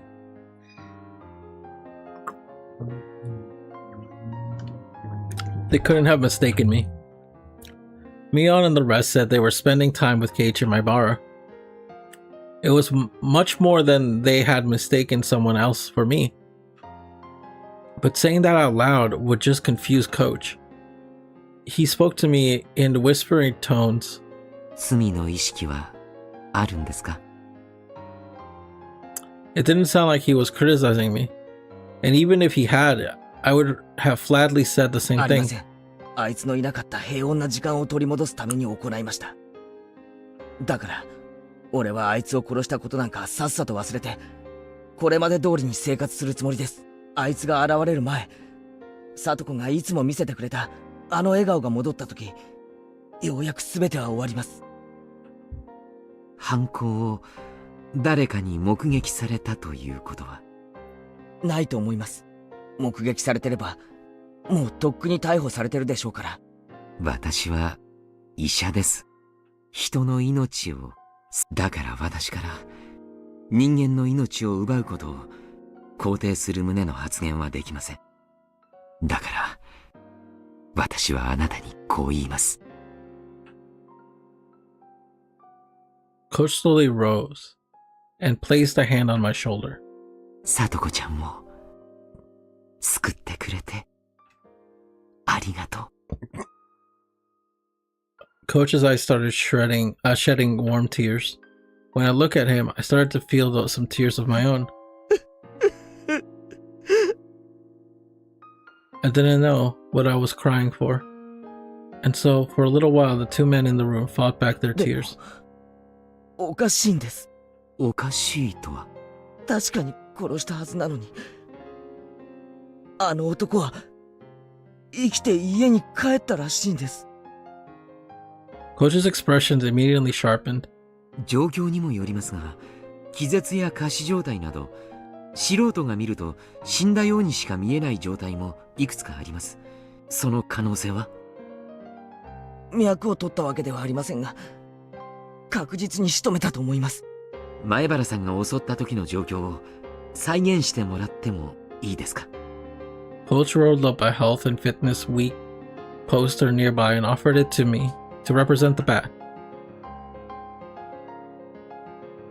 Though I may have been lost to the emotion of the beast that night, I remembered in detail the number of times I swung the bat, the angle I had swung from, and the force I had applied. Using Coach as a stand-in for the uncle, I reproduced them over one by one. そして、あいつが足を取られてよろめいた時その時、これまでとは違った手応えがありました。頭蓋骨が割れたんだと思いました。Coach was calmly analyzing this information, using the places I'd struck and the situation at hand to find out the state the uncle's body had そ been して in. 死んだかどうか自信が持てなかったので、倒れた後も何度か殴りつけました。その時の反応は？初めは殴るたびに体が跳ねるような感じがありましたが、やがてそれもなくなり、何の反応もなくなりました。Coach folded his arms and said, a few times. And then he spoke. 死んでいます。ほぼ間違いなく。それは仮死状態ではなく？前原さんの話からだけではなかなか判断がつきませんが、ほぼ確実だと思います。それに前原さんは死体を泥の中に埋め、結構な時間をかけて埋めていますよね。仮に30分で埋めたとして、その男は30分間も泥水に沈められていたことになります。それだけの時間、呼吸が止められたら確実に脳死。殴った強さ以前に埋める過程で確実に絶命したと。そういうことです。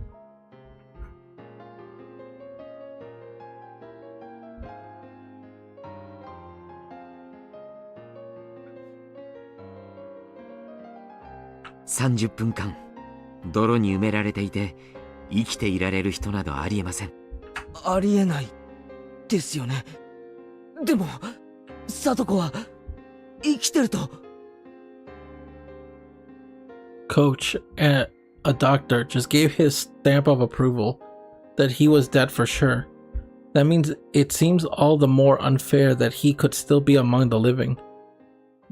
前原さん、これはとても恐ろしい想像なのですが。 Can you show me the body? I feel like he's gonna ask that. 前原さんが殺した相手が叔父でなく別人である。 That's what I was thinking. Honestly, I was actually thinking that too. He was right. That could be why it cleared up the inconsistency of my definitely having killed someone, but him still being alive. そんなはずはない。だってほら、監督と一緒に聡子の家の前で酒瓶の袋を運んだ時、窓から顔を出した男がいたじゃないですか。あいつですよね、聡子の叔父は。Oh my god, what if that wasn't him? Oh shit. 間 Oh, 違 okay, いあ okay. りませんよ。あの男です。実はもう一人叔父がいるなんてことは。聞いたことがありません。あの男だけです。あいつの特徴を教えてもらえますか？まず身長がですね、175、もう少しあるかもしれません。In order to eliminate the worst possibility that I killed someone else, Coach began to thoroughly compare what the man in his mind looked like with the man I told him the person I killed looked like. But no matter how in-depth the description went, none of the characters is differed. The uncle's traits, according to Coach, were all exactly the same as the person I killed. But those traits were all extremely vague, and they weren't particularly distinct at a glance. もっとこう絶対にあいつだと識別できる特徴はありませんか？そういえば、私は見たことありませんが、さとこちゃんが昔、背中に虎だかなんだかの入れ墨がある、なんて言っていたような気がします。入れ墨 That was really important. Not everyone has tattoos, yeah. And also, especially in Japan, probably. If I found tiger tattoos on his back on the man's corpse, it would prove I had killed the right one. At that moment, though, there was one other thing that would verify this. To go to Satoko's house and see for myself that the uncle had returned home despite having died. But that was far more terrifying than digging up the body and looking at its back. Without even looking at the tattoo, I knew for sure that one I killed had been Satoko's uncle. I cracked his head open and killed him. And yet, he'd gone back home. There wasn't any misunderstanding, or even a shadow of doubt in my mind about having killed him. And yet, it was impossible for him to exist. Kind of like how Keiichi Maibara had been at the festival, despite it being impossible. That small commonality made me feel as though a faint but bizarre force had permeated this insane Hinamizawa. どういうことなのでしょう。前原さんはお祭りには行かず、さとこちゃんのおじさんを殺していたにもかかわらず、お祭りにはあなたがいて、そして殺したはずのおじさんも生きている。The coach is really taken to this. He's like, yo, what's going on, man? 何がなんだかさっぱりわからないです。そうやって整理して言うと、まるで俺が悪い夢を見ていて、実は殺人なんて存在しなかったんじゃないかと思えてしまう。でも事実なんです。この手でバットでガツンガツンと殴ったあの感触は絶対に夢や幻なんかじゃないんです。Coach let out a slow sigh, then after looking at the clock, got up. ちょっとこの話、もう少し真剣にやりましょう。ちょっと失礼して、紅茶でも入れてきてあげます。診療所も、終わりの時間、ジムの方とかも返してあげないと。Coach stood up and went into the hallway, leaving me alone. The clock was about to strike 6. I was at the festival and the uncle I'd killed was alive. Had I really committed murder yesterday? The only whisper of the fact that proved it happened was the absence of the bat from Satoshi's locker. In any case, I was glad that Coach had taken my nonsense seriously. I was just confessing to a murder. Normally that would frighten a person away, but Coach didn't run. He cried with me. I was glad he did. Like so, my tension smoothly melted away and I suddenly realized I really had to urinate. I thought to using the restroom while Coach had to step out. There was one across the waiting room. As soon as I left the room, I saw Coach and 2 male doctors wearing white clothing standing in the shadows of the hallway nearby. I didn't particularly intend to eavesdrop or anything, but I was quite surprised upon noticing how uneasy they seemed. I hid behind the wall and quietly listened in. It seemed like Coach was giving directions to the 2 doctors. 紅茶ですね。用意します。睡眠導入剤を入れて、種類は任せます。味はミルクと砂糖でごまかしてください。急激な眠気に不信感を抱く可能性もあります。興奮状態に陥って暴れ出す可能性も。その場合は取り押さえましょう。男性スタッフはまだ何人か残ってますか？山犬が1人、それに私たちを含めて3人です。What the fuck? What? Yeah, what was all this? I think I was already agitated despite what Coach said. Was that it? Was it just a casual conversation and it was only sounding unbelievable to me? Coach said he would bring me black tea and left the room. And then in the shadows, he was telling his subordinates to put some kind of sleeping powder in the tea. Plus, they were getting extra help in case I thought sudden sleepiness was suspicious and started getting violent. Hey, wait, Keiichi Maibara. Calm down. There was no way something like this stupid could be happening. I mean, he was genuinely listening to my story, and he even cried with me. I thought he was the one person in Hinamizawa who would understand. This was 作り話か虚言の兆候があり、特に昨日の記憶が完全に混乱。虚実の区別の喪失。多重人格等の精神障害に酷似しています。でも、こんな急激な精神障害の発症は普通では考えられません。あるいは先天的、もしくは引っ越し前からそういう兆候があったのか。引っ越し前に精神科に通院例がないか調べたいところです。とにかく前原さんには穏便にお休みいただきます。Two doctors nodded 前原さ deeply. んのご両親にも連絡しておいた方が良いですね。何と言えばいいか言葉が思いつきませんが、彼の自宅の電話番号を調べてください。My still moist began to shed tears once more. This was too cruel. I really thought he was actually understood, and he believed what I told him. But now, from the other side of the wall, he was bluntly treating me like a crazy person. I believe you. I believe you. I believed you. I had let down my guard because I thought you were the only ally I had left after that insane night. Was that a lie? All that about thanking me on Satoko's behalf? Were you just pretending in order to keep me placid? My tears fell to the floor in frustration. I was an idiot. I was such an idiot for believing that bastard. I heard footsteps approaching the door. A man in a white dress shirt with no tie came running up. 入江先生、大変です。 Dr. Ire, it's 高 terrible. 野さんが見つかりました。高野さんが一体どこに？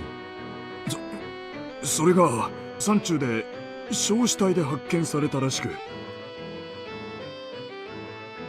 死んだ？高野さんがですか？ Dead? Takano? Hey, wait, so then, does that mean when I cursed her, wishing for her death, that wish was granted? Yippee! 焼死とは一体どういうことですか？それは事故ですか？県警の発表では他殺の可能性が極めて高いと。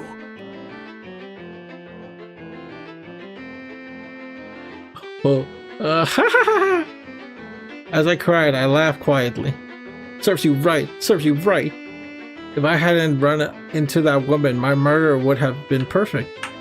But she just had to come driving up to me. I tried to coerce me like that. I regretted not having killed her on the spot, but now she was dead anyway. My curse, my wish for her demise, it was fulfilled. Serves you right. リサさんが死に、高野さんが死に、 Risa-san. 一体ひなみ沢には何が起こっているというんですか？ Risa-san? Who the hell is Risa-san? まさかこれが今年のお社様のたたりだなんて言うんじゃないでしょうね。 Like hell, I'd let a curse be real, Coach said. Everyone present just nodded as Coach cursed at no one in particular. Yes, maybe it wasn't Oyashiro-sama, but this was definitely a spell or a curse. I wished for her to die, so she did. If this was just a coincidence and she died because I wished for it. Oh, if this wasn't just a coincidence, then you'll die next, Coach. You betrayed me. You pretended to believe me, but deep down, you thought I was a madman. I mean, to be fair, Keiichi, you are kind of a madman right now. Oh, whoops. では、とりあえず紅茶の準備を。 You look down on me with all that pity in your eyes. 紅茶は私が持って入ります。私以外には彼は心を許さないようですからね。 Shit.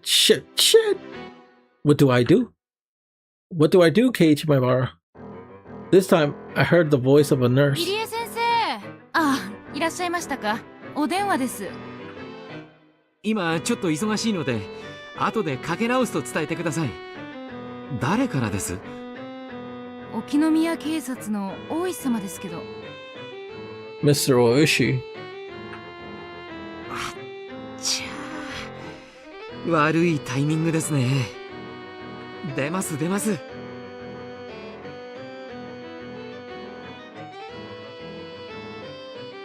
Coach left to go answer the phone. The other man headed towards the room in the teapot to make the blank tea like Coach had ordered them to. Fortunately, Coach had to take the phone call and meant there would be extra time for me to act. I had to decide what to do now. Would I let him make a drink that sedative-infused tea, or be held down and thrown into a mental hospital? Nothing would come from starting a brawl here. They had more people anyway, and they were all bigger than me. If it came to a fight, I didn't stand a chance in hell.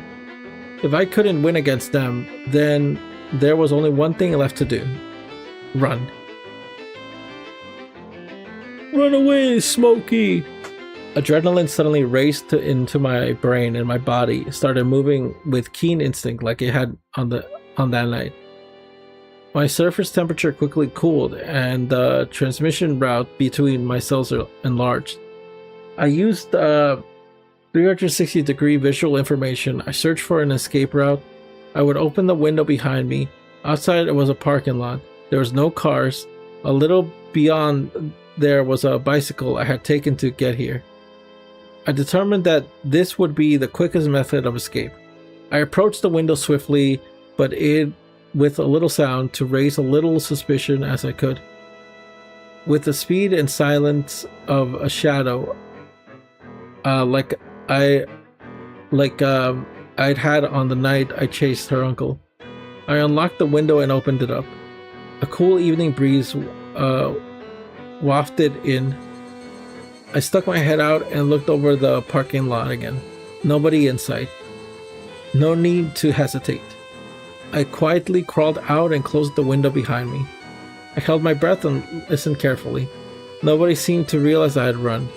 I looked around, then I jumped into my bicycle and zoomed away. I pedaled cluttered under the force. Had my bike always creaked like this? Did the pedals always whine every time I pushed down on them? My bike wasn't the only one crying, though. My tears fell as the wind cut through them. They rode the breeze and scattered behind me. Oh, I hate this. I hate this. I'm not crazy. I'm not the crazy one Hinamizawa is. How dare you treat me like a madman? Die! Die! Just fucking die already. I believe you. I believe you. Blah! Damn, what the hell is happening? I'd gone to the hospital in order to escape Rena and Mion's invitation, but the reality was waiting for me had been too cruel. Who was insane, me or Hinamizawa? Or was the answer something else? I started having trouble breathing. I didn't have a clue on what was happening anymore. The loud chirping of the Higurashi were irritating me. And where even the Hinamizawa... The loud chirping of the Higurashi were irritating me. Were even the Hinamizawa Higurashi I knew so well calling into the wind? No, that wasn't quite right. They weren't calling. They were crying. The pained wailing of those lost in some kind of rhyme. In other words, in another world, no longer able to return to their own sunlight. I didn't do all that to end up in a world like that. And actually, at about this time, I might have been having fun with everyone else. Satoko would have gotten her smile back after realizing her uncle wouldn't ever come home, and she might have shown it to us at our first club meeting in a while. That was the kind of world I wished for. So, what was this? Why did I end up in such a strange, ghastly world? Someone I'd kill was living like normal, and I had enjoyed myself at the festival despite not being there. I didn't want it. I didn't want this strange world. When did it start to go wrong? When? When? No matter how much I thought about it, I never understood. I rode swiftly and returned to my home. It had began to rain during my journey back, and just like yesterday, I was now soaked. But I didn't care about something so trivial now. The pain I felt in my heart that Coach, the one person I trusted, was acting so cruelly was far worse. But I had no allies in Hinamizawa anymore. Wait, hold on a second.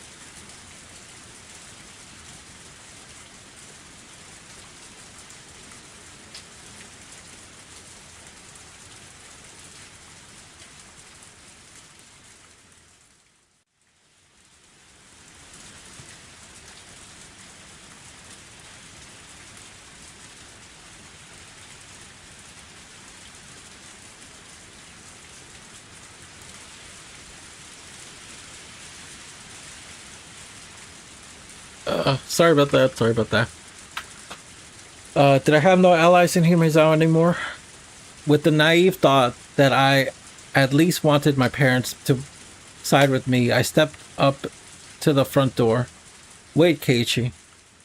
It'll be dark soon. There's someone you want to check, right? Yes. I want to dig up the man's corpse and get a look at his back. If there wasn't a tiger tattoo there, I would know beyond a doubt he was Satoko's uncle. That long night wouldn't end until I was certain. If this insane world was all reparation, all a divine punishment, then I need to make certain whether I had successfully enough to even deserve to pay the price. I went to the storage room again and got the shovel. It had been washed in the rain, but the paint was peeling, making it look unsightly. I never ever wanted to touch this thing again. The sensation of it in my hand was totally different from the night before. There was a ruthless coldness about it. Yeah, it would be dark soon, so I need the lantern too. There would be a little bit of light from the street lights, but it would go extremely dark. I thought I put the lantern here, but I suddenly noticed it wasn't anywhere to be found. Then it hit me like a bolt of lightning. Of course. On that night, I hadn't brought the lantern back with me. I had left it at the place where I buried the body. If I didn't go get it soon, it would be very dark. And then and then not only would I be unable to find the spot I'd buried the corpse, but I wouldn't be even able to find the lantern itself. If that happens, it was all over. 急ごう。 In order to fit the shovel in the basket on the front of my bike, I needed to twist it and dismantle it. But it looked like there was dirt in the joints. No matter how hard I pushed, it wouldn't come apart. After a strenuous effort, I realized I couldn't get it apart, so I decided to hold it in one hand and rode my bike with the other. Oh my god, man. With the downpour soaking through and the shovel in one hand and the riding one-handed, it was as if I returned to that night. No, return was the wrong word. It was more like the night had never ended. The pain of the raindrops striking me were no different from then. The thing that was different was Hinamizawa. the world and nothing else. The rain clouds were already making it dark, and now was about time for the sun to set. I could tell it would only get rapidly darker. A straight road leading into town. In the middle of it, that should be where I buried it. Yes, it was near the streetlights. On the night too, the water from the downpour was splashing down from the streets overhang like a waterfall. The pouring rain was exactly the same as it had been the night, and thus it brought my memories into focus. I left my bike in the bushes and stepped into the forest, and the ground already soaked with mud. Where had I buried him? Think. The darkness, the shadows, the water, the mud. Everything was the same. Think. And then I spotted the lantern by a fallen, moss-covered tree. That's right. I left it right here. Right there. I left it right there. If I left the lantern here, then I would have buried him over there. Oh my god, over here. With the sensation of standing in the sludge, my feet remembered the spot better than my eyes did. I plunged the shovel into the ground. It's hard. It wasn't here. I just dug up so it would have been softer. I'd stick my shovel in a few spots to test what they feel like. One of them clearly felt deeper. I recalled I recalled where the lantern was. Sure. I recalled where the lantern was, where the trees and the things were in relation to each other, and knew that it had to be there. Oh, whoops. Under here slept a man's corpse.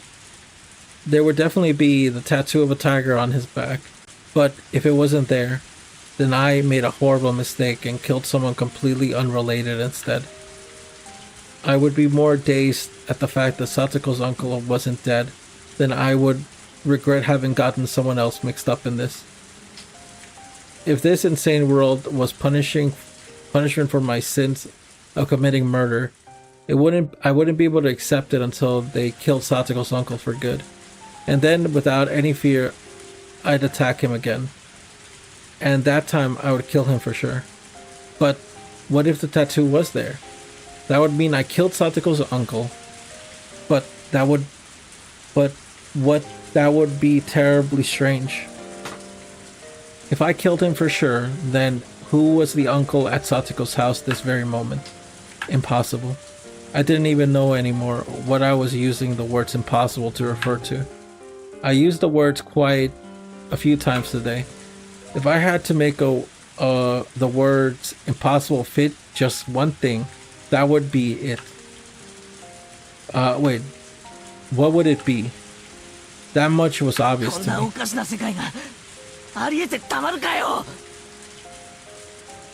I shouted, then turned behind me.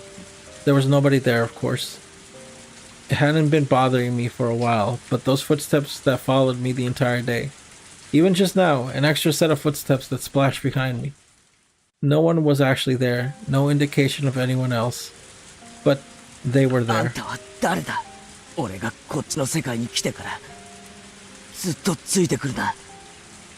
Thinking back, the first time I heard those footsteps was after Takano-san and I had parted. Those footsteps were my welcome into this strange inside-out world. No one could be there. I get no response. Whoever it was, they just kept staring at me. It was ominous, just unpleasant. After staring into the empty space for a bit, as I bathed in the rain, my logical anger slipped away. My tensions loosened, and a tired feeling reared its head. I tested this feeling that night too. The sudden exhaustion I felt at the tension in my brain loosened. A quick vision quickly narrowed, and I felt like everything around me had suddenly gotten darker. I couldn't give it into this sensation. I would light what little explosive were left in my brain and force myself to keep going. I needed to dig up a man. I needed to dig up that man up before I might stand him around out. I needed to see the tattoo on his back. I caught my sudden ragged breath and calmed down. Then I stuck the shovel into a soft, muddy ground again. I felt exactly the same as that night. With a sense of digging a hole in the beach with water coming into with every wave. Was today, what day was it today? Had I gone back to the night of Tatarigoroshi? Every strange thought that came into my mind tormented me, giving me exhaustion. I didn't think I could manage to hold those thoughts back. Once the hole was deep and illumination finally faded, blanketed my vision in jet black. It was probably the moment the sun had fully set too. The night I feared the worst had gone without using much light. My senses were so strained that I could see even in the darkness. But now, I didn't have that kind of strength left. I drained everything I had last night and now the darkness would be lethal. I decided to turn on the lantern. Putting it on for the first setting would make it give off a faint light. Even with how little there was, it was enough and people wouldn't be able to see it far away in this rain. I grabbed the chilling lantern, turned the dial with a click, and it set to a weakest light setting and turned it on. An uncanny world of stillness appeared before me. A complex and strange shadowy world created by the intricate entanglement of trees and branches. I only turned on the light and it was like that was all it took to make the world into something else. I let out a quick, tired breath and wiped the liquid, neither rain nor sweat, from my brow. Then I raised the shovel into the air and slammed it into the mud. That moment, the silhouettes surrounded me, ominously all moving at once. Inside my head, something packed in there, something coarse but not hot or cold, was loudly rushing about. The silhouettes were all around me, looking down at me, and one of them, the silhouette bigger than the other, stepped forward. こんばんは。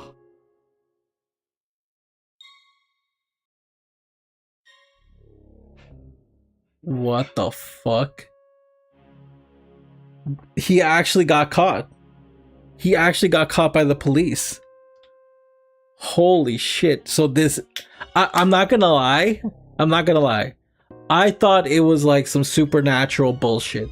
Like, oh, these shadowy silhouettes in my mind, they were all looking at me. They were all like, you know, like, whatever. You know, I thought it was like the fucking footsteps behind him. No, he actually got caught by the police. The moon sure is beautiful. That's what Tonoshiki said. My coarseness in my brain shot through my whole spine and left me at my waist. The strength of my body all left through my hips, and I crouched down with a splash into a sea of mud I dug myself. Ooishi! 目上の人にはその後に3もつけるとなおよろしいかと思いますよ。そうでないと大人になってからいろいろと苦労します。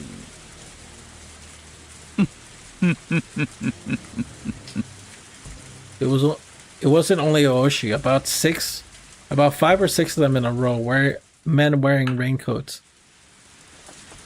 I had no inkling of this man. People had gotten so close. It was like once I turned on the lantern, they just appeared there, sliding out of the shadows. どうぞ、森の子たちだとでも思って。Don't mind them. そうです。私たちのことは気にされず、どうぞ。こんな時間にこんな土砂降りの中でそんなにも真剣にやっているんですからね。邪魔なんかしませんよ。心ゆくまで掘っちゃってください。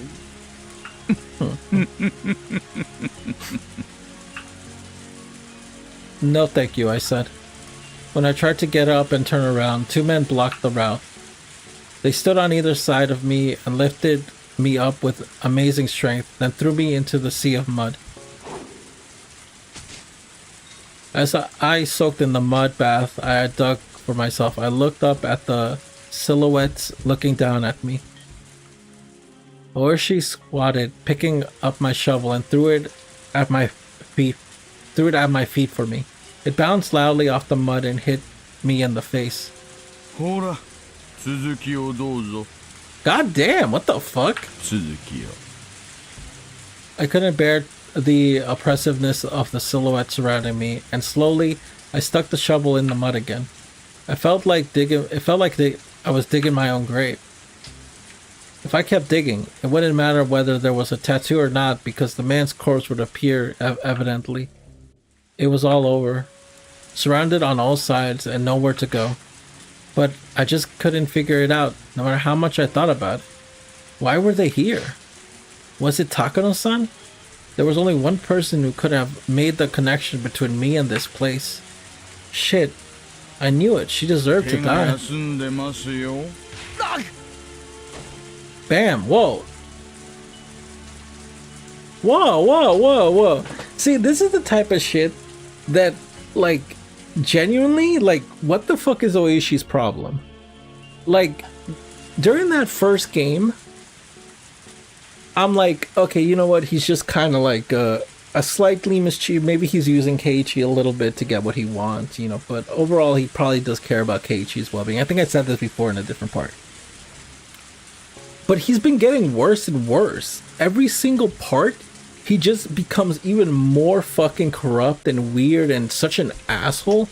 And even if he's not doing anything quote-unquote against the law, he's just such a fucking asshole. Like, he's such a piece of shit sometimes.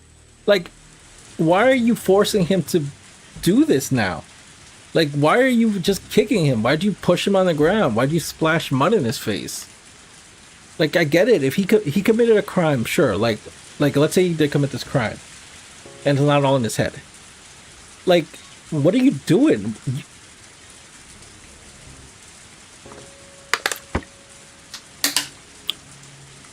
Like, genuinely, I hate this guy. I genuinely hate this guy. I think this guy's a piece of shit. ちゃっちゃと掘っちゃってくださいよ。雨の中で待たされる方の身にもなってほしいもんです。くそ。 Yeah, no, seriously, fuck you. そんなに雨が嫌なら帰ればいいだろう。Ooshi's kicked some mud into my face. 口より先に手を動かしてください。 Honestly, Keiichi, just kill this guy. Like, just straight up, just kill him. 口と手を一緒に動かすのは落語家だけ。ねえ。 The men around him didn't react, not knowing quite whether they should laugh. But when Ooishi glared at them, they started mumbling about pained chuckles. Just who was this guy? I knew the world had changed after that night, but if I went even further back, didn't it start when this guy showed up? That was when our peaceful days had been taken from us. Ever since he showed up in Hinamizawa, things had been odd. Everyone stopped smiling. The world went crazy. The ground under my feet gradually got harder and heavier. At this point, even I started to think something was odd. I hadn't buried him this deep that night, had I? No, from what Keiichi described it was like very shallow grave. My exhaustion peaked and I sat down on the spot. 掘ればいいんだよ。 最近の若い人は体力がありませんね。おい。 At Ooishi's gesture, men all pulled out their sinister-looking shovels. As I watched a daze, one of them grabbed my collar, dragged me out of the hole, and threw me to the ground. The rest of the men stepped into the hole and dug and started shoveling themselves. As I stared at them, dumbfounded, Ooishi sauntered over and squatted down to look at me directly. 前原圭一さん、あなたの趣味は雨の夜の穴掘りですかな？ When I didn't respond, Ooishi took one of the thin buckets they had used to bail out the muddy water, scooped up some of it, and splashed the whole thing in my face. What the fuck? 今日は大雨ですから。 Dude, this guy's a piece of shit. Yeah, no, like straight up, this guy's a piece of shit. Like, I don't understand this guy. Like, this guy's just such a cruel asshole. いくら濡れても全然わかりませんね。 Ooishi smiled to himself, then scooped up another bucket full of muddy もう water. 一回聞きますよ。あなたの趣味は雨の夜の穴掘りですかな？そんな趣味のやついるもんか。 Splash. Ooishi hit me with another bucket full of muddy water. The pebbles in it stung. あの穴を掘ると何が出てくるんですかな？私、花坂じいさんのここ掘れワンワンってのが昔から憧れでしてね。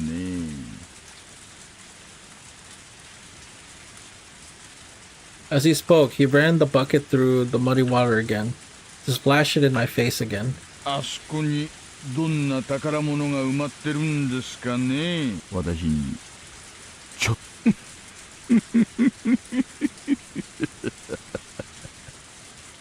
Well, to be fair, he is a cop, so I'm not surprised he's kind of like this. If you want to know, then dig on your own time. You fucking pig. It wasn't saying it out loud, but Ooishi mercilessly drenched me in muddy water again. Anyway, shit.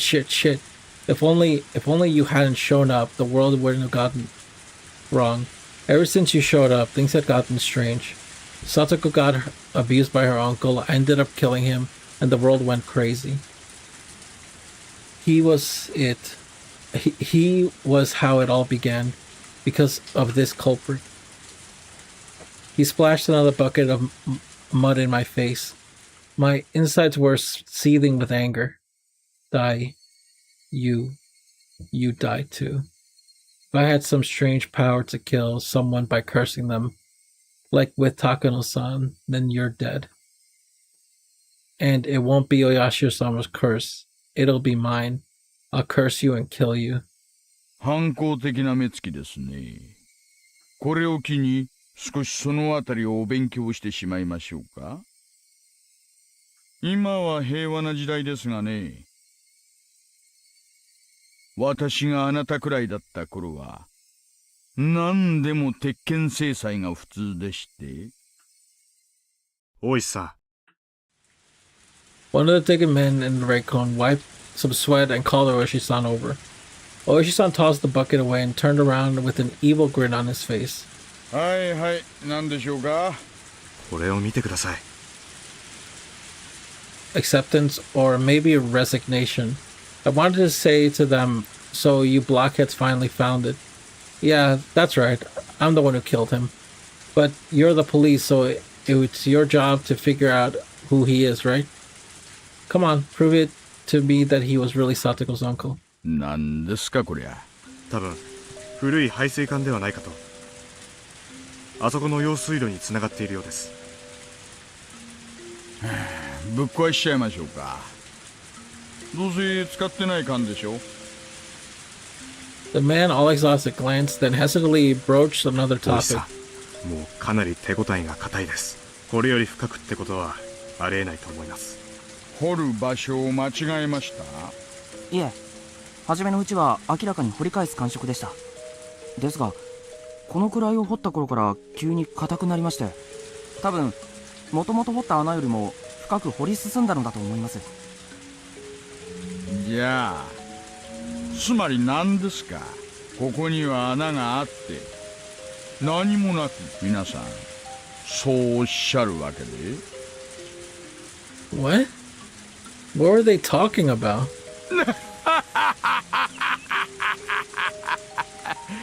こりゃ参ったな。ねえ、前原さん。Ooishi grabbed my collar and dragged me to the huge hole they dug. The mud inside was like an ocean. I couldn't see the drain pipe down there. One of the men stirred it with a shovel, letting me hear it clang against something hard. There was no doubt I buried him right here, but I hadn't buried him this deep. I didn't dig deep enough to unearth an entire drain pipe. So, then, this man, his corpse, where was it? Proof that I'd been successful on that night was gone. Gone. Then what on earth was I? Was I actually crazy after all? And just possessed by the delusion that I'd killed someone? That couldn't be. It was the unmistakable truth. It couldn't have been a hallucination. But now the most important evidence that hadn't been an illusion was gone. I killed him. I buried him. I had absolute unwavering confidence in that fact. Then, did I fail to kill him? After I left here, had he started breathing again, crawled out, and gone back to Satsuko's house? Was that it? I had come here to see whether he had a tattoo or not, and yet the truth I unearthed was far more than that. Yesterday, what was I? I killed him, buried him. There was no doubt, but for some reason he lived and crawled out back, and that was impossible too. I'm so tired of hearing the word impossible over and over. I get it. Dead people don't like to play by the rules here in Hinamizawa. Then I'll kill you as many times as I need to. I'll keep killing you until you never show your face in Satoko again. Ooishi and the others were muttering to each other. Eventually, their conversation ended and Ooishi came towards me. What did he want to say? What did he want to do? I stiffened, tensed up, and then Ooishi just ignored me like I wasn't even there and passed right by me. The other man too. They ignored me and shuffled away. Eventually, there was no longer any sign of anyone was around, and I returned to my quiet world of still silhouettes. The only one left there was me. Only the sound of pouring rain filled up with the silence. Oh my god. What a chapter. That was a long ass fucking chapter, dude. That might have been the longest single chapter without any like little breaks in the middle. There was actually no breaks. It was just straight up like pretty much almost like 2 hours of just a story basically.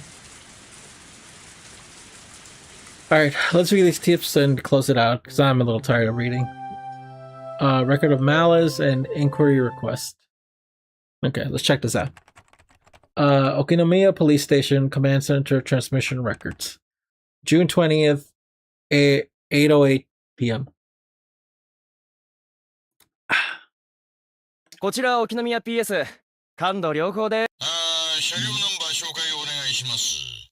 獅子骨歯の4344。副将獅子骨歯の4344。少々お時間もらえますがよろしいですか？お願いします。Number match Shishibone H4344. Owner blank blank. Address Hinamizawa Village, Shishibone. Vehicle make and model. Theft report none. Special mentions none of note. 沖宮 PS より大石社どうぞ。先ほどのナンバーが判明しました。大石社どうぞ。大石社応答願います。あれ？電波悪いのかな。大石社応答願出ます。大石さんが車両紹介？誰の車だよ。村人の車ですね。至って平凡な。何者だよ。大石さんが聞いてくるからにはただ者じゃないんだろ。突起事項欄は完全に空欄ですね。S 号指定もなし。減点もなしだし。バッシングでもされて腹が立ったんじゃないの？あの人、根に持つとなかなか忘れないタイプなんだよ。Yeah, I'm not surprised. He's not a nice guy. Alright, so it's a license plate that he wanted to know, and he never responded. He said it smelled. He said the food smelled. He said it smelled because I smelled. He said I smelled because I don't take baths. He said to take a bath 3 times a day because I was a smelly person. He said I had to stay in the bath for a long time every time. He must be possessed by something too. This is the same thing the man who died said. Why does he know what the man said before? That much is obvious. The same thing that possessed the man is not possessing him. Can't a sudden earthquake make a big hole in front of the house? If it did, he wouldn't definitely go and look into it. And then I just had to push him in. I won't give in until I get that chance. I won't give in. I won't cry. I won't give in. I won't cry. Someone is apologizing again. Huh. What is that record of malice? Huh. Interesting. I wonder who that was. Yo, this rain effect still pisses me off, bro. Can we not have just this repeating rain effect? It's so loud, too. Alright. The body wasn't there. And that's how the next chapter starts. Okay, we're getting really close to the end, guys. This is going to be a stretch. That was a long-ass chapter. I need to be careful because I know these last few chapters usually go on for quite a while. So I'm going to be careful. If it goes on for too long, I might have to cut the last chapter into 2. Again, I don't know. It's hard to say, but I'll just gauge it. I'll make sure to start streaming very early so I don't, like, so I'm like very careful. And also I'm going to make sure that that I take a break in between, because this was a long ass read. This is like almost 3 hours, like, well, 2.5 hours, almost 2.5 hours of just straight up story. So yeah, that was it. Very interesting. This is not the direction I thought it was going to take. Would I be lying if I said I'm a little disappointed it didn't go in the direction I wanted it to go? The answer is yes, I would be lying. I thought it would be a more grounded sort of story about, like, you know, just like Keiichi dealing with this murder and how everyone would react to the fact that they all knew he did it, but kind of didn't know how to think about it. And of course, I knew Ooishi was probably going to play a part in it of trying to figure out what the fuck happened. But it turns out we're doing some kind of like straight up like alternate universe type stuff. Kinda. I don't know. What was that? What was that trend that people did? Where they like astral project or something? Or what was that trend? There was a trend. There was a stupid trend that people were doing. Okay, I don't want to say stupid. That's a little that's a little mean. But it was that trend where they were like, I'm gonna astral project to another like place or like another universe or something like that. I don't remember. But there was like a trend of like this happening where like you sort of like leap into a different universe and stuff. And that's sort of what this feels like, I guess. Kind of hard to say, but it looks like it's merging essentially, like some straight up like Mandela effect. Like people actually think the Mandela effect is real. You know, like, well, you know, like the actual like leaping into other universe stuff. But yeah, I don't want to say I'm disappointed, like necessarily, because I want to see where this goes, I guess. But I will say my sort of like interest did wane a little bit, mainly because I thought we were going to get a different story and we're getting something completely different. And I don't know if I like this quite yet that much. I'm pretty sure I will, but I don't know how much I like it now compared to what I thought we were going to get. Again, that's just a me problem. That was like an expectation that I had that wasn't necessarily met. And that's more of a me thing rather than what we're actually being presented. So we'll see. I don't know how it'll be. But overall, a good chapter. A little long. I wish that there was some better indicators or more like a consistent length, so I knew how to gauge like the time I'm going to be spending on a chapter or whatever. But overall, pretty good. So yeah, I'm just gonna call it here. Thank you for watching. I'll catch you guys tomorrow. I'm probably gonna stream tomorrow to do the next chapter. But yeah, other than that, thank you for watching. Appreciate it and take care. See ya.